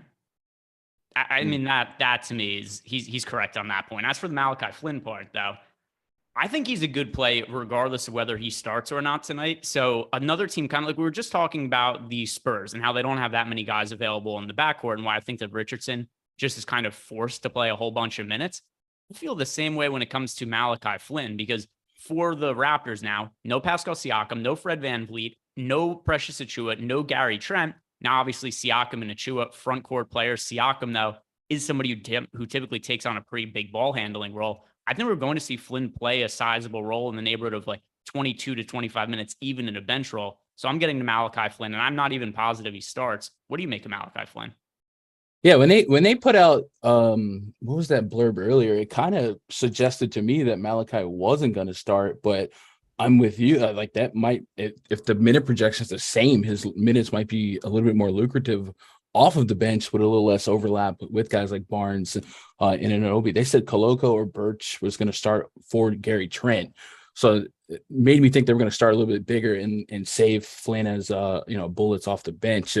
But the minute projection, that didn't really sway the minute projection much for me. So I'm still there on Malachi. Maybe your wife's boyfriend was more so saying that statement when his ownership projection was like 50%, before we got the Trey Jones news. But I think now at a more, a reasonable 27% where it's easier to make, match or get some leverage there without having to be over half of your portfolio. The pressure isn't as on, but at 3,200, I still don't really see a way around 25 plus minutes for him here. Yeah. And the other thing too is Malachi Flynn, at least in the past when we've seen him play, we've seen upside from a fantasy standpoint, and the matchup is terrific against the Detroit Pistons. This team sucks.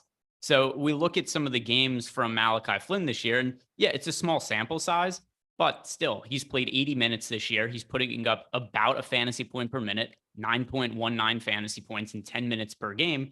And then you start to think like, all right, he's so cheap today on both DraftKings and FanDuel. Even if he's only going to play 24 minutes off the bench, you're still giving him a projection of 22, 23 fantasy points in those minutes.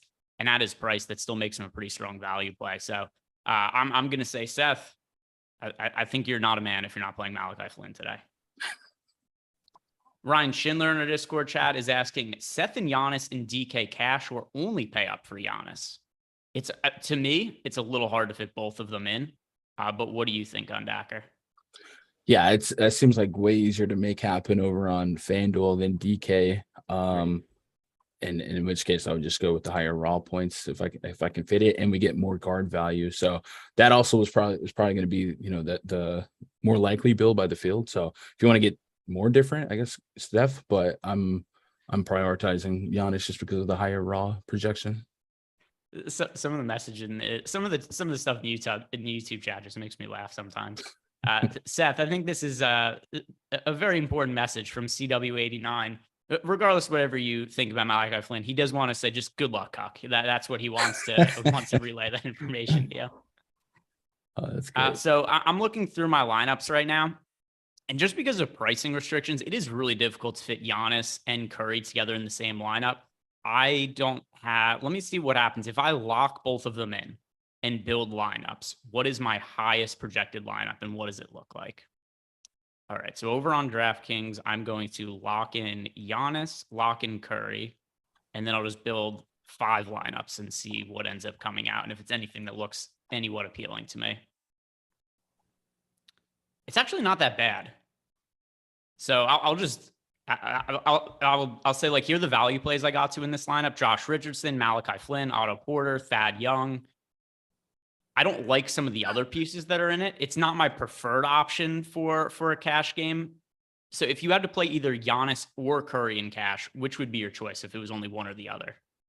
I think it'd be Giannis just for the raw projection. But like they're both great. I just think Giannis is more likely to drop 70 than Steph, but I might eat those words.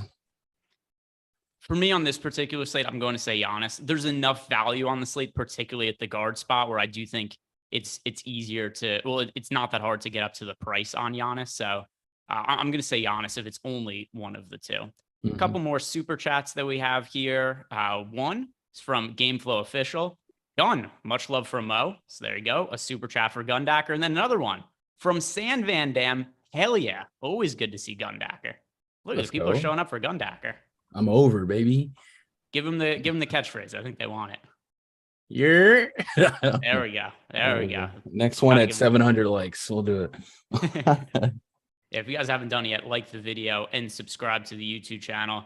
And we're caught up on these super chats now. It looks like we have them pretty sorted out. We'll get to more of them as they come in. So the Trey Jones news, to me, it's funny because he's not the biggest name on the injury report, but he is the one that's impacting my lineups the most.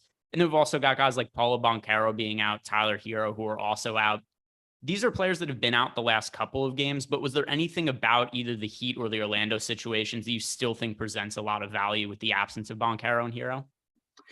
Yeah, the Magic game I'm a little bit more intrigued with, just because I have a couple of leans on Charlotte. I think LaMelo being back, we saw last year when LaMelo was leading the point guard, they were up in pace. So I feel like that could be something that trends back, and that could create a couple more implied possessions. And then this game total could, be one of the obvious in hindsight games to target. And there's some obvious spots to attack usage. Bol has been ridiculously efficient when he does get minutes. Wendell Carter Jr. is projecting really, really well. You can almost get away with a game stack here.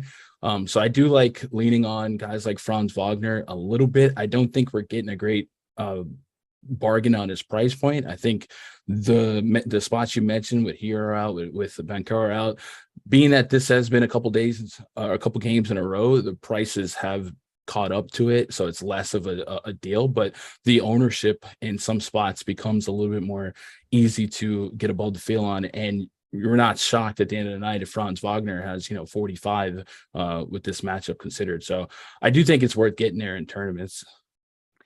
And also, just because you mentioned LaMelo, what do you think is a realistic, and I know it's not related to what I asked you before, but it's just been something that's been on my mind. So I was wondering to hear your stance on this. What do you think is the max amount of minutes we see from LaMelo? I think he might not be as restricted as people think he is, because he got in foul trouble last game. Yeah, third foul, 3 minutes into the second quarter, and maybe lost a couple minutes in the lopsided scoreboard. If he dropped 35 minutes and Dennis Smith Jr. is out again, I wouldn't be stunned. I'm still, being conservative with like a 30-minute projection. But if he's out there for 35, I'm not stunned based on what we saw. And that also made me a little bit more likely, or a little bit more interested in playing him above the field because of that foul trouble, perhaps keeping him. I'll say there's a good chance you look at that second quarter minute rotation, he might have left 5-6 minutes out there, just based on what was there. So if you add 5 or 6 to that 28, 33 minutes is not a crazy expectation. And I don't think he's going to be this cheap for long, especially on FanDuel. So I'm in on him. Yep. I think he's a good GPP play on both sites. So let me refresh our ownership to see where he's at. It was not very high earlier, and I doubt anything has changed really all that significantly. But, and I'm not totally confident that he's going to play 34, 35, 36. The stance I'm taking is I think it's possible. And on the chance it happens, I just think he's going underrepresented in large field tournaments. So LaMelo is $8,600 and projected for 6% ownership over on DraftKings. On FanDuel, $8,400 projected for 10% ownership. To what you said before, not only not going to be this cheap for long, he's not going to be this contrarian for long. If LaMelo Ball a month from now is $8,400 on FanDuel, what is he, 40% owned or something along those lines? So I think this is a good buy low spot, both from a price and an ownership perspective on LaMelo, because sooner rather than later, his minutes are going to start to go up, especially because the Hornets have started the year so poorly. If they don't start putting wins on the board, they fall out of the playoff race fairly quickly. So I like LaMelo in large field tournaments. Really one of my favorite tournament plays that we have tonight. Yeah, I couldn't agree more. We just got news. Giannis probable today. All expectation is that he is going to play. Mr. Moneybags, bad idea to play Curry, Poole, and Dante DiVincenzo in the same single entry DK GPP lineup. That seems like a little bit of overkill with all of them from the same team. So I would say yes, from that perspective. I don't have any lineups with 3 or more Warriors players, and not by any kind of rules that I set in Fantasy Cruncher. Just I don't think that those are all of the highest projected players on the slate individually. And unless do you have DiVincenzo projected particularly well? Like I think he's viable, but he's not somebody who like I'm smashing into lineups or anything. I got him for low 20s right now, which is, it'll fill, but like we have plenty of guard value that projects better. So I don't really land on him much.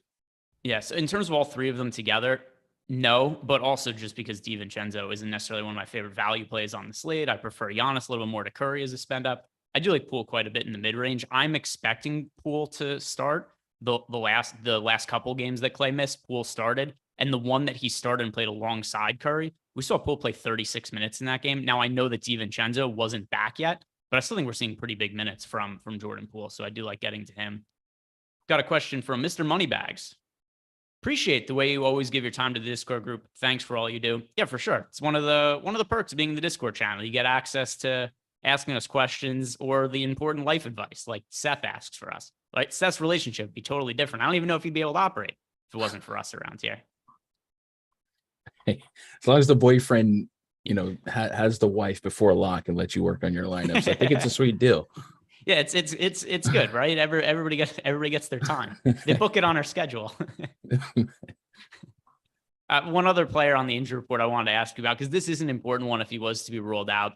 Jalen Green is questionable. Chris Paul is as well, but to me, that's a little bit less significant just because the guys have been priced up. But Jalen Green, to me, would be a very important player to get ruled out because we haven't seen Houston without him this year. The players are certainly not priced for him to be missing like the Suns are at this point without Chris Paul. And Jalen Green shoots a ton when he's out on the court. The matchup is kind of deceptively easy against the Clippers, who've been off to a slow start to the year.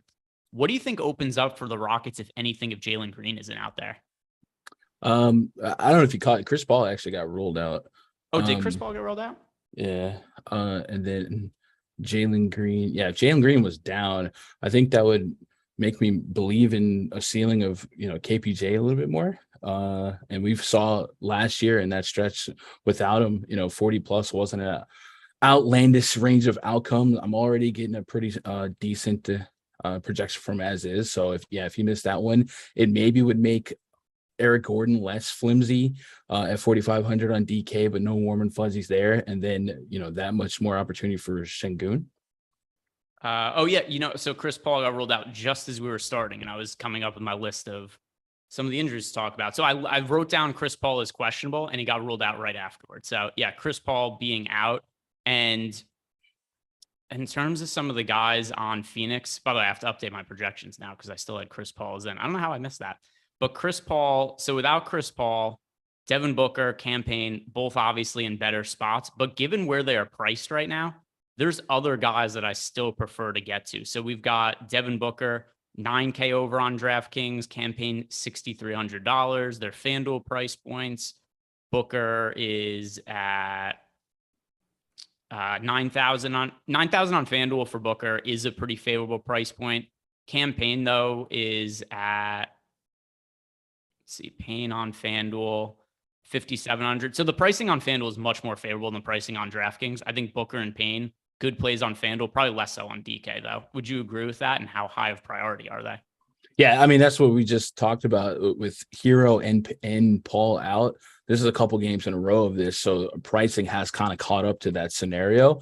And then we're dealing with a 213 total, which is one of the lowest we'll really see all year in a pace down spot. So there's no warm and fuzzies there. I think there's definitely some room for ceiling on that 9K for Devin Booker, but that 9K, we're just kind of trying to see if we can get to Steph or SGA in a maybe a higher floor spot. And then the same with the Heat. Everyone's kind of got caught up to where you don't really want to play 7K Kyle Lowry at a high tick and 9K Jimmy Butler, versus what else is available on the slate. It's hard to get to that game with a high level of confidence. So I think it's a bunch of sub 10% exposure levels for me from there. It's not like we were able to really take advantage of those guys being out because of that being the way they've played the last couple games. So, by the way, people are saying that I was. By the way, I missed the Chris Paul news. That's on me. That was my bad. The Jalen Green one. Jalen Green just got rolled in a minute ago. So that's totally. The Jalen Green got rolled in as we were talking about it. That's totally different. Chris Paul, that was my fuck up. Jalen Green playing though, that was just unknown information. Green is in now. Yes, I see that now. Super chat from so disregard all the stuff about Jalen Green. Doesn't matter. He's in.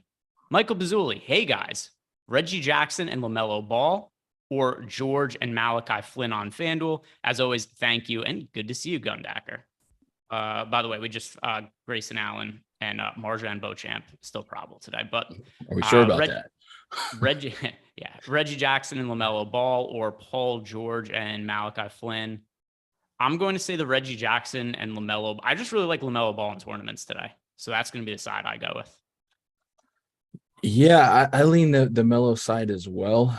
I would almost like say what's stopping you from LaMelo and Malachi Flynn, and then just kind of go from there. But I'm with you on the LaMelo side with that hunch. Super chat from DC24. Can you compare Şengün and Carter on DK for center? So this is impacted now by Jalen Green being in, because my answer is Wendell Carter Jr., but it probably would have been Şengün if there was no Jalen Green in the lineup. So there is a price discrepancy between these two. We have Şengün is priced at $6,800 and Wendell Carter Jr. on DK is priced at $7,500. But I've Wendell Carter for a pretty significantly better projection. Yeah, I don't know that there's going to be another slate where I don't just find centers against Charlotte and go crazy, and you take out Boncaro. This is a true 50-point stealing spot for Wendell Carter, so I'm definitely on the Wendell Carter side as well. Yeah, Wendell Carter is one of my favorite center plays of the slate. Same. Next super chat we have here is from that was the one DC. Michael McKinney said we missed one of his super chats. Let me see if I could find it. Here it is.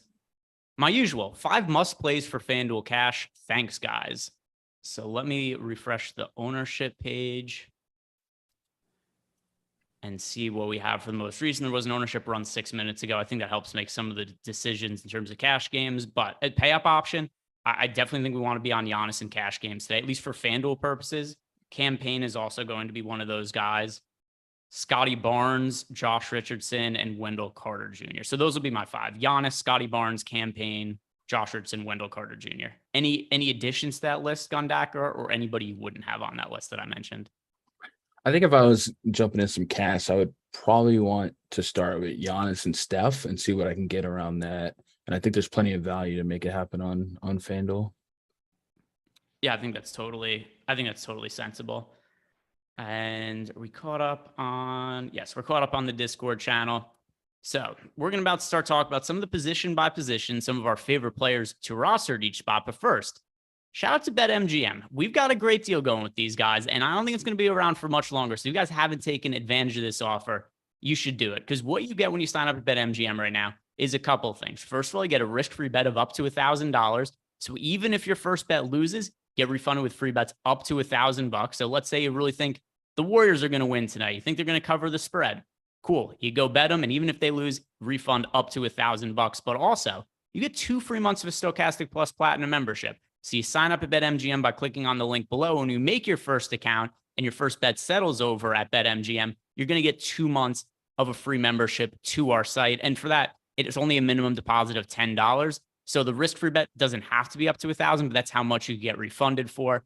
And then also, if you guys want another just cheap way to get in the door and check out some of the tools we have a 3-day free trial at Stokastic as well. So if you haven't tried out the tools yet, you could sign up 3 days for free and check out our ownership projections, player projections, lineup generator, everything we have that's going to help you make some money. Let's talk some guards, Gundacker. I've got some lineups built now. I've amended for my fuck up of still having Chris Paul in my projections. We've amended that. I took him out. Sometimes we make mistakes. We overlook some stuff. So I've got lineups rerunning now. But at the guard spot, point guards and shooting guards, who are your highest priorities tonight? Are we talking DraftKings? We could start with DraftKings and then move to FanDuel as well. I should have specified that. So start with DK. Unless, are you playing on? Do you have lineups built for both sites or just for one? If not, we could go back and forth. I have lineups for both. Yeah, I'm gonna go 20 on each site. I knew whenever I found out I was on this show, I was like, there ain't no way I'm doing 150 on both. I don't know how y'all do that. So in a sample crunch that I did for DK, J Rich is the priority here. And in 20, I might just hit the lock button and go from there. Just too much value. And I just kind of like sink my teeth in the value that we have with Flynn, J Rich, and Killian Hayes. And just kind of rotate the studs around that because we get so much salary savings on a bunch of guys that could be implied for 28, 30 fantasy points. So those three stand out to me at the as guards. By the way, we just got news. So this happens sometimes, right? We think we're about to start talking about something and then something else. We got the Toronto Raptors starting lineup.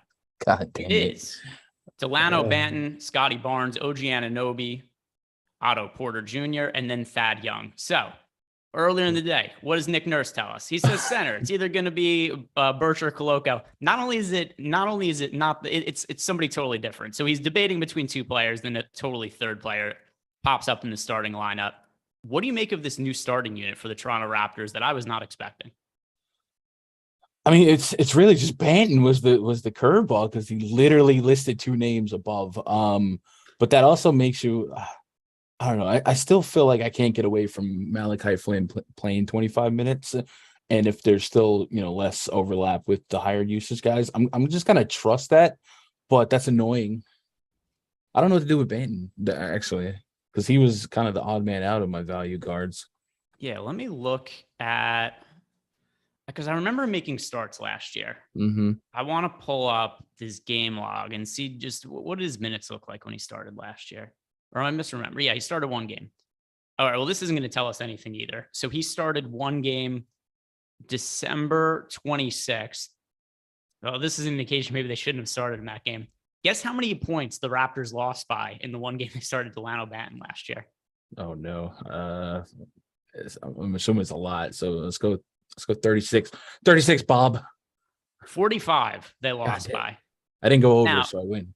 The injuries were massive for the Raptors in that game. They had no Scotty Barnes, no Pascal Siakam, no Fred VanVleet, no OG Anunoby, no Gary Trent. Just seemed like it was a massive rest spot for them. Yeah. The tail end of a back-to-back. This makes it even weirder. It wasn't even a back-to-back situation. They hadn't played it in a little while after that game. They didn't play the next day, but for whatever reason, they ended up resting a bunch of guys that night. Banton started and played 24 minutes. What do we take from that with that many guys out and how lopsided the score was? Maybe not all that much. Yeah. I don't know. I also felt like I remember sometime last year there was a spot where Banton played 4 days in a row between G League and the majors. So I wonder if that was that spot. I guess. I mean, he is a guard. Do we still expect Scotty Barnes to run point though? Or no, or as much. So I think what makes this really difficult, to me, Scotty Barnes, it remains fairly unaffected. I have a projection for him low 40s fantasy points. I think that still should be the case. He's pretty popular today. In the lineups I was running before, I was pretty close to the field on him. He's 40% owned on FanDuel. Over on DraftKings, he's projected for 22% ownership. I'm not that much different than the field on him. I think the field has it about right. He's popular. I think he deserves to be. What I do think becomes an important talking point now, though, is so the Raptors are starting a big lineup, and it's not Malachi Flynn at point guard. I felt before pretty good about him, kind of no matter whether he started or not. Now I kind of get weirded out by it because I wasn't expecting to really have to project Banton for many minutes, and I think it kind of has to come from some of the minutes I thought was going to Malachi Flynn. I think that's pretty reasonable. So Malachi Flynn, he's still in play as a good points per dollar option, but I'm curious to see what his ownership ends up being. That's what I was just thinking. If he's still going to be chalky, I don't know that I'm going to really want to get to him if he ends up being still crazy popular, because he's going to be 25% owned on DraftKings and he was projected for 23% ownership on FanDuel. That would be fine chalk to me if he was starting. Coming off the bench, it just adds a lot of variance into the situation where he has opportunities to bust, and it's just less appealing if he's popular still. Yeah, it's very annoying. I think the next ownership sweep will really kind of show my hand on what decision I make here on Flynn. Because it's not like there's not alternative value. Like I know 3,200 is nice, but I could just have that much more Jay Rich and Killian Hayes that feel a little bit more trustworthy. And then like if Flynn just offered 25, whatever, like I don't feel like I can't win without him, but I wouldn't mind having him a little bit. Yeah, and let me see when we get an ownership update and we get a projection update. I'll relay that information to you guys, the audience, and we'll go over what some of that is. It'll be a couple minutes for it to get updated. Certainly news that nobody was expecting. In the meantime, we've got a couple of questions to answer in the Discord chat. First from Gang Green, Loughran Brown tonight, pace up, and he loves playing at home. Well, I wouldn't consider the home part quite as much. So Jaylen Brown is definitely not a lock for me. No, and the pace, the pace up is sure, but they're 12-point favorites. So are they really going to run sprints in the end of the third, fourth quarter if they have a sizable lead? So I don't hate the play individually, but I don't know that that's like a deal breaker for me because it's a pace up spot.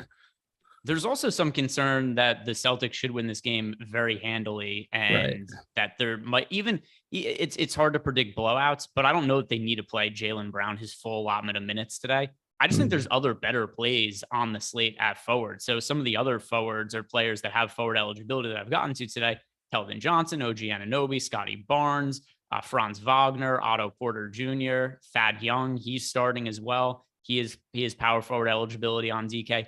There's a lot of forwards that I get to that are, to me, better value plays than Jaylen Brown. It would make it really difficult for me to consider him a lock today. I agree. But if you got that feeling in your bad knee with the storm coming in, play you some Jaylen Brown. I ain't going to talk you down. Next question is from Pistol Pete. Pistol Pete 44 PPG. Who is our highest projected forward on DK 5K and down? By the way, Marvin Bagley starting over Sadiq Bey today. Bag alert. Bag alert. Major bag alert. Major bag alert. Marvin bag alert. All right. I did not think about I did not think, by the way, weird starting lineups in this game. I didn't think about any of these guys. I didn't think about Delano Banton earlier. I didn't think about Marvin Bagley earlier in the day. Bagley's a good fantasy producer. He sucks at real life basketball. I know the Pistons played him a shit ton of money, so they probably disagree with me. What do we think is a realistic upside for his minutes? I'm kind of inclined to want to play Marvin Bagley now. Yeah, I mean, points per minute is kind of where I started on a projection for him. In this game, Detroit's never often live to be competitive, but with Toronto rolling out, backups of the backups, should expect this to be more competitive. They need a little bit of a boost without Cunningham, and Killian Hayes can be a true point guard, and that looks really good for Marvin Bagley. 17 minutes in that debut against Boston. So if we get that closer to 25 to 30, a 30 fantasy point projection isn't an outlandish range of outcomes. So I want some just to take advantage of this news again with that ownership sweep. I don't know that a lot of ownership will run to this spot for him, because I don't know that like people are running to play, I don't know, Isaiah Jackson and stuff like that. So I'm in on it. I like Bagley. Yeah, I think that Bagley. So the one thing that I'm not totally sure is what is the upper bound limit of his playing time. He's only played one game this year, played 17 minutes. It was the last game for the Pistons. The fact that he's starting makes me think, unless we see something more definitive on his on a minutes count, that he's going to get to play extended minutes. So I think that he's somebody who's also worth a flyer in GPPs.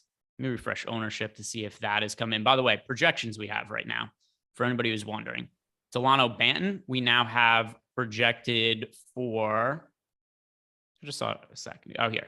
So we have Banton projected for about 21 fantasy points and Malachi Flynn projected for about 22 fantasy points. That's a very minimal difference between the two of them. If we are going to see Flynn, oh, never mind. There's just another update. So let's see if this is any different looking. And I think we have an ownership update as well that I'll refresh. Make sure I give you guys the most recent updates possible in terms of all the data to make decisions off of. And I think we're caught up on super chats as well. And no more of those in. All All right, so ownership projections just came in 2 minutes ago. My computer always is super slow at this time when I'm trying to run lineups and also refresh the ownership page to see what's coming in. Okay, so recent run of ownership. Malachi Flynn is now 25% owned on DraftKings. Banton is 5% owned. I have to prefer Banton. I don't think there's that much of a difference between Banton and Flynn right now. Yeah, they didn't really, it kind of went up. I thought I was looking at 24% last time. So, yeah, I think if they're both sitting on the same projection, go with the way lower owned one. And then not updated yet for Marvin Bagley. Yeah, I prefer Banton in tournaments. If Flynn is actually going to be this much more popular, then that's the way that I'm going to lean towards it with Banton. Banton's also starting. I'm going to play more Banton than Flynn today. By the way, a tweet that we have from James L. Edwards. This is a Pistons beat reporter. Marvin Bagley will start over Saddiq Bey. Pistons getting close to full health will now deploy the two big lineup. Close to full, they're missing Cade Cunningham. He's the most important player. Yeah. Sniffs 1234 wants to know, do you make any rules for Koloko, Birch, and Young? I am not going to get to really any of Christian Koloko. I'm not really going to get to any of Kem Birch. I'm going to play a lot of Thad Young. I don't need to make rules for it though. I just think Thad Young should be projected way higher than those other guys. Yeah, I can't see any overlap in my. I honestly, I will probably not have any Kem Birch or Koloko. I just have mostly Thad Young right now. Yeah, that's where I'm at as well. All right, Marvin Bagley. How many minutes do we want to expect from this guy? What's a fair Marvin Bagley minutes projection? If you give him too many minutes, he ends up in everything. I mean, is it unfair to give him Saddiq Bey's minutes? I don't know. I guess 25 would probably be where I want to start and see if they get weird with it. Saddiq Bey minutes would be a little bit too aggressive. I mean, Bey's been playing 32 minutes per game this year. I don't know 32, and Bey's still going to play a part in the rotation. Mm-hmm. I do think guys like Diallo could fall out of the lineup. Corey Joseph is hurt today. Those are other minutes to allocate. I'm good with 25 for Marvin Bagley. That would get him he's a fantasy point per minute guy. That would put him right around 25 fantasy points. That would get him into some, but not a crazy amount of lineups. Yeah, that's what I did. Have you run lineups with Raptors guys? I'm wondering what you ended up, what you're looking at there for most rostered players from the Raptors. I did, but I didn't tweak manually restrictions on Flynn, and I was still getting more Flynn. So far he still has a better projection for me. But I was sitting on a lot of Anunoby, Barnes, and Thad Young. In addition to the Flynn, I kind of have this hunch on Anunoby tonight as well for him to pick up some scoring that maybe feels like we're overpaying for him, but I still could see 40 plus here. So one of my weird tournament stances. No, I mean, I think that he stands to benefit just as much as guys like Scotty Barnes, and Barnes is projected for, just for reference, right now on FanDuel, Barnes is projected for 38% ownership. OG Anunoby is projected for 11% ownership. There's a little bit of a price gap between them, but I also project Anunoby a little bit better. Over on DK, Anunoby 7,400 projected for 17% ownership, whereas Scotty Barnes at 8,000 projected for 22% ownership. So even on DK, where Scotty Barnes is more is pricier, I am getting to Anunoby a little bit more than Scotty Barnes in my lineups. Yeah, I am too. On FanDuel, I'm not, but on DK, I am. No, I think it makes sense, especially because I do think that there's a probably reasonable opportunity for Anunoby to lead the team in usage if that's the case. I think there's a definite strong case to be made that there's leverage on rostering Anunoby instead of Scotty Barnes. I like it. That's just what I'm getting from my lineups anyway, without making any kind of real changes. Yeah, like you said, the projection is actually and I'm with you. My projection is slightly better on OG, and because of how that lineup is, maybe some more defensive peripherals go his way if he's going to cross pass with like Bojan a little bit more. Who Bojan will probably lead the Pistons in shot attempts, so we know OG can play stack up those stocks, blocks, and steals. So might be able to boost that too. Got a couple more questions that have come into our Discord channel. By the way, if you guys haven't done it yet, do us a favor, like the video and subscribe to the YouTube channel. First, from Deshaun1013, is it okay to play 4 Magic players without any Hornets? There aren't really 4 players I want to play from the Magic in the same lineup. Not together. I don't know that their ceiling would coexist. Like a Bobo, Wendell Carter, and Franz. Are they all going to get you a ceiling game to put you at the top of a tournament? Probably not. So no, but even less likely that 4 of them do. There's also just a lot of guys that I think are better values on the slate. So the player from the Magic I get the most exposure to is Wendell Carter Jr. I think he's a really strong play on both FanDuel and DraftKings. But then to just land in lineups where I got to 4 Magic players, like I would have to have really high projections on a lot of these guys. And I don't. Like Wendell Carter Jr., good play. Franz Wagner, good play. There's nobody else who it's like, oh, this guy's in 20 plus or 30+% of lineups. So Wagner and Carter, I consider them priorities. But is there anybody else from the Magic that you're really getting a high amount of exposure to? No, I'm in that same area. I could see Jalen Suggs maybe being obvious in hindsight that fell through the cracks because of where we're high-lowing at guard. And, him at 5'9", 6,100, it's just like that's an area we're not really looking to. But if he put up a strong game against the defensive stylings of LaMelo Ball, I wouldn't be stunned. So maybe I do want some of him, but like I said earlier, his ceiling would probably take away from someone else's ceiling. So it doesn't seem like it would be very, very positively correlated to jam 4 Magic on a non-2 game slate. Yeah, especially when there's so much value elsewhere now. It's weird with NBA sometimes. You get these big slates where sometimes there'll hardly be that many players out. And then you get a day like today where just a ton of guys are out and there's a whole bunch of value. Some more super chats. First from John Good. Is it completely crazy to get away from Ben and Flynn in cash and pivot towards more of a Killian and Casey? Yes. So for cash, you don't want to play contrarian value plays. In cash, just play guys like Malachi Flynn and Delano Banton who project well and are going to be really popular. I wouldn't go crazy in cash games. Yeah, I agree. Take the ownership. And we also have a super chat from our guy, Jorge Giacomi. Jorge wants to know, who are the top 3 players for DK single entry GPP? Well, I can tell you the ones that I like the most right now. And that to me is Thad Young, Josh Richardson, and Delano Banton. I think Banton makes for a really good pivot off of Malachi Flynn, who seems like he's still going to be really popular. Yeah, opposite of our cash game there with ownership, where I still want to take some ownership in single entry, especially if the field is small enough, but find 1 or 2 guys that are logistically overowned. And just like you said, Banton having a similar projection, actually a higher projection than Malachi Flynn in our last projection run, a 2-point better projection at a fraction of the ownership. That's just simple math. Do that. So I'm going to agree it's there. Jay Rich and Thad Young are my 2 highest owned overall. So I can't imagine that they wouldn't anchor my single entry as well. All right. I've got my lineups uploaded right now. 11 minutes to go. I feel like that's pretty solid. You did mention earlier that you thought there was going to be, you didn't like how there was early injury news. You thought it could bring some unexpected curveballs. It wasn't via injury news. It was Nick Nurse bringing us stupid starting lineups. But still, he literally lied, bro. Like somebody was mad that we were surprised in chat. I was like, the coach literally told us it's going to be this guy or this guy, and it was neither. I feel like I'm an idiot if I believe anything a coach says at this point. Really? Coaches do nothing there. There's a guy, Banal, I forget what the OKC coach's name is. I think Banal, who's just like, I can't be honest to media or else they find me. He's got crazy thing. Glenn Rivers never tells the truth. These coaches, they're dirty, filthy liars. My filler arc came in late. Sorry, haven't kept up with the news.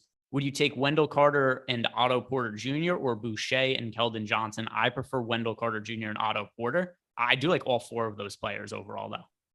Yeah, I every one of those guys I'm going to have probably 20% or better exposure to tonight. So, but I'm with you on Wendell Carter. Wendell Carter is kind of like my, if he fails tonight, I fail tonight. Yeah, Wendell Carter is fairly high. I like Wendell Carter a whole bunch. We didn't really get to, just because the news, how much it came in. We talked about the guards. We didn't really get a chance to talk about the forward. So I want to ask who your most rostered forwards are. But first, shout out to No House Advantage, sponsor of today's show. If you guys haven't signed up at NHA, do it by clicking on the link below, which is going to get you up to a $50 bonus on your first deposit. And also get you access to a lot of overlay. DraftKings, FanDuel, they don't really offer contests with overlay. NHA is overlaying almost every single night. That's a great way to find value. And they also have a new way to play props against the house. So if you're in a state that doesn't allow sports betting, they got you covered over at NHA. You've got props you can play against them, and we've got projections. You compare some of those props to over at Stokastic.com and find some good value over on No House Advantage. So Gundacker, who are the forwards popping up most frequently in your lineups? Let's see, forwards. I'm getting a lot of Giannis, goes without saying. OG Anunoby, we talked about. I got a little hunch on him. And then kind of the same price range as Anunoby's Keldon Johnson, where people just may not be comfortable clicking his name. But without Trey Jones, if they're going to put up points and score, and we know J. Rich can facilitate, I think he has a sneaky shot at a 40 bomb. So I like that. Past that, if we're looking for more value, I am landing on a decent chunk of Chuma Okeke. And then Thad Young is at the very tippy top for me. Yeah, so with the new starting lineup for the Raptors, which I mean, it was going to be a new starting lineup no matter what because the players are out, but the new starting lineup we weren't expected. I'm getting to a ton of Thad Young, a player who I like getting to a whole bunch. Giannis, strong pay up option. Anunoby, we talked about him before. Keldon Johnson, Franz Wagner. That's really my core at forward. Is there anybody you're not getting to that scares you at the forward position? I guess I feel like I should have more Paul George than I do. 10K, he just kind of gets lost in the shuffle of I just go get Giannis or Stafford, whatever. And we're not stunned if he has a 60 bomb against Houston when the night is done. For me, because somebody asked us and I guess it doesn't just apply to forwards, but it was a question that we got from Late Night Hammer. He just said, what play, if it hits, would present the biggest risk for you tonight? Well, let me look at the most recent ownership projections. My gut feeling is probably Malachi Flynn. I have him in 10% of my lineups right now, and I'm playing a lot of Delano Banton. So if Flynn plays really well, it probably means that Banton did not play all that well and didn't get that many minutes. By the way, now Banton is picking up more ownership in the latest run. Flynn is still really popular, projected for 18, but it's kind of an even split now. Both of them right around 20% projected ownership. But which player, if it hits, would be most detrimental to my lineups? I'm not playing a whole lot of campaign. I mean, a whole lot of Killian Hayes. Killian Hayes would probably be the one for me. I know he's starting again, but I think there's way better guys to play at guard than Killian Hayes. He's usually not been a very good fantasy producer in the past. I know he's had some good games as of late, but that's kind of a crowded Pistons team right now. I'll say Killian Hayes is probably the blow-up guy that would hurt me the most. Man, I guess I'm under on Jordan Poole looking at the top 5. Not massively under, but I'm pretty linear, and I'm slightly under on Malachi Flynn now. We don't have like Matt because I'm there on the chalks and Thad and J. Rich. I'm with it today, so I don't feel like I'm getting tanked by anyone else here. That is that a quarter. Yeah, I mean, I think a lot of the chalk is pretty justified today, especially if Flynn has gone down a little bit in ownership as we've gotten closer to lock. But I understand why Josh Richardson is popular. I understand why Thad Young is popular. I know why Giannis and Steph Curry are popular. There's a good amount of value that's opened up on the slate. Yeah. So I don't really think there's too much issue with any of those chalky guys. Of the one, like I said, that's somewhat popular, I'm not really getting to, it's Killian Hayes. So that's going to be my answer. Project right around nearly 20% ownership on DK, double-digit ownership on FanDuel.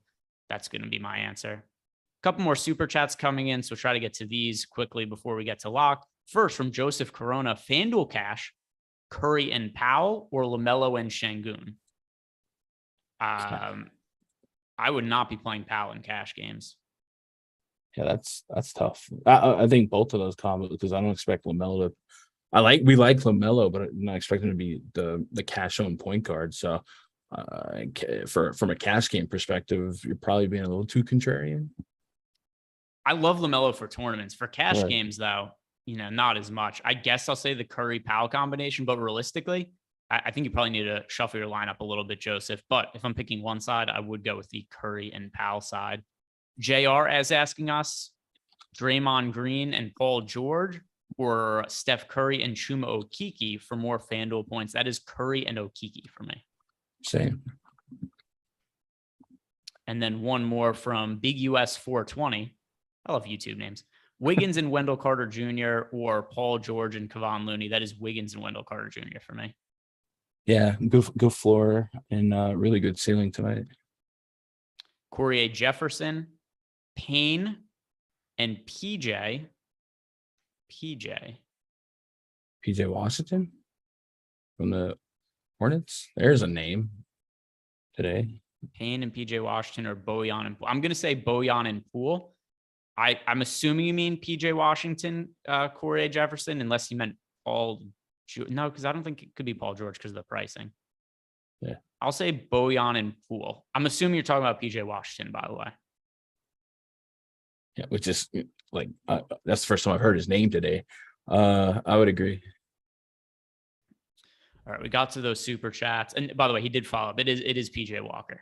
So if it's PJ Walker, PJ Washington, then yeah. Mm-hmm. Oh wait, PJ. I don't know what's going on. I also if anybody is super chats, it is easier sometimes to just put in the full name as opposed to abbreviation because it is confusing sometimes. All right, we caught up. Oh no, I was going to say we caught up on super chats. And then we got one right here from Alex Kaiser. DKGPP, Keldon Johnson and Marvin Bagley, or Scotty Barnes and Charles Bassey. That is Keldon Johnson and Marvin Bagley for me. Yeah, I think it's less flimsy floor wise and less ownership. So I would agree, Keldon and Bagley. By the way, on Bassey, because I know that people have liked him quite a bit as of late. It's hard for me to buy into the production because he's doing it with. I'll pull up some of his numbers right here. He's doing it in very limited minutes. Yeah, he's ridiculously efficient. It's crazy.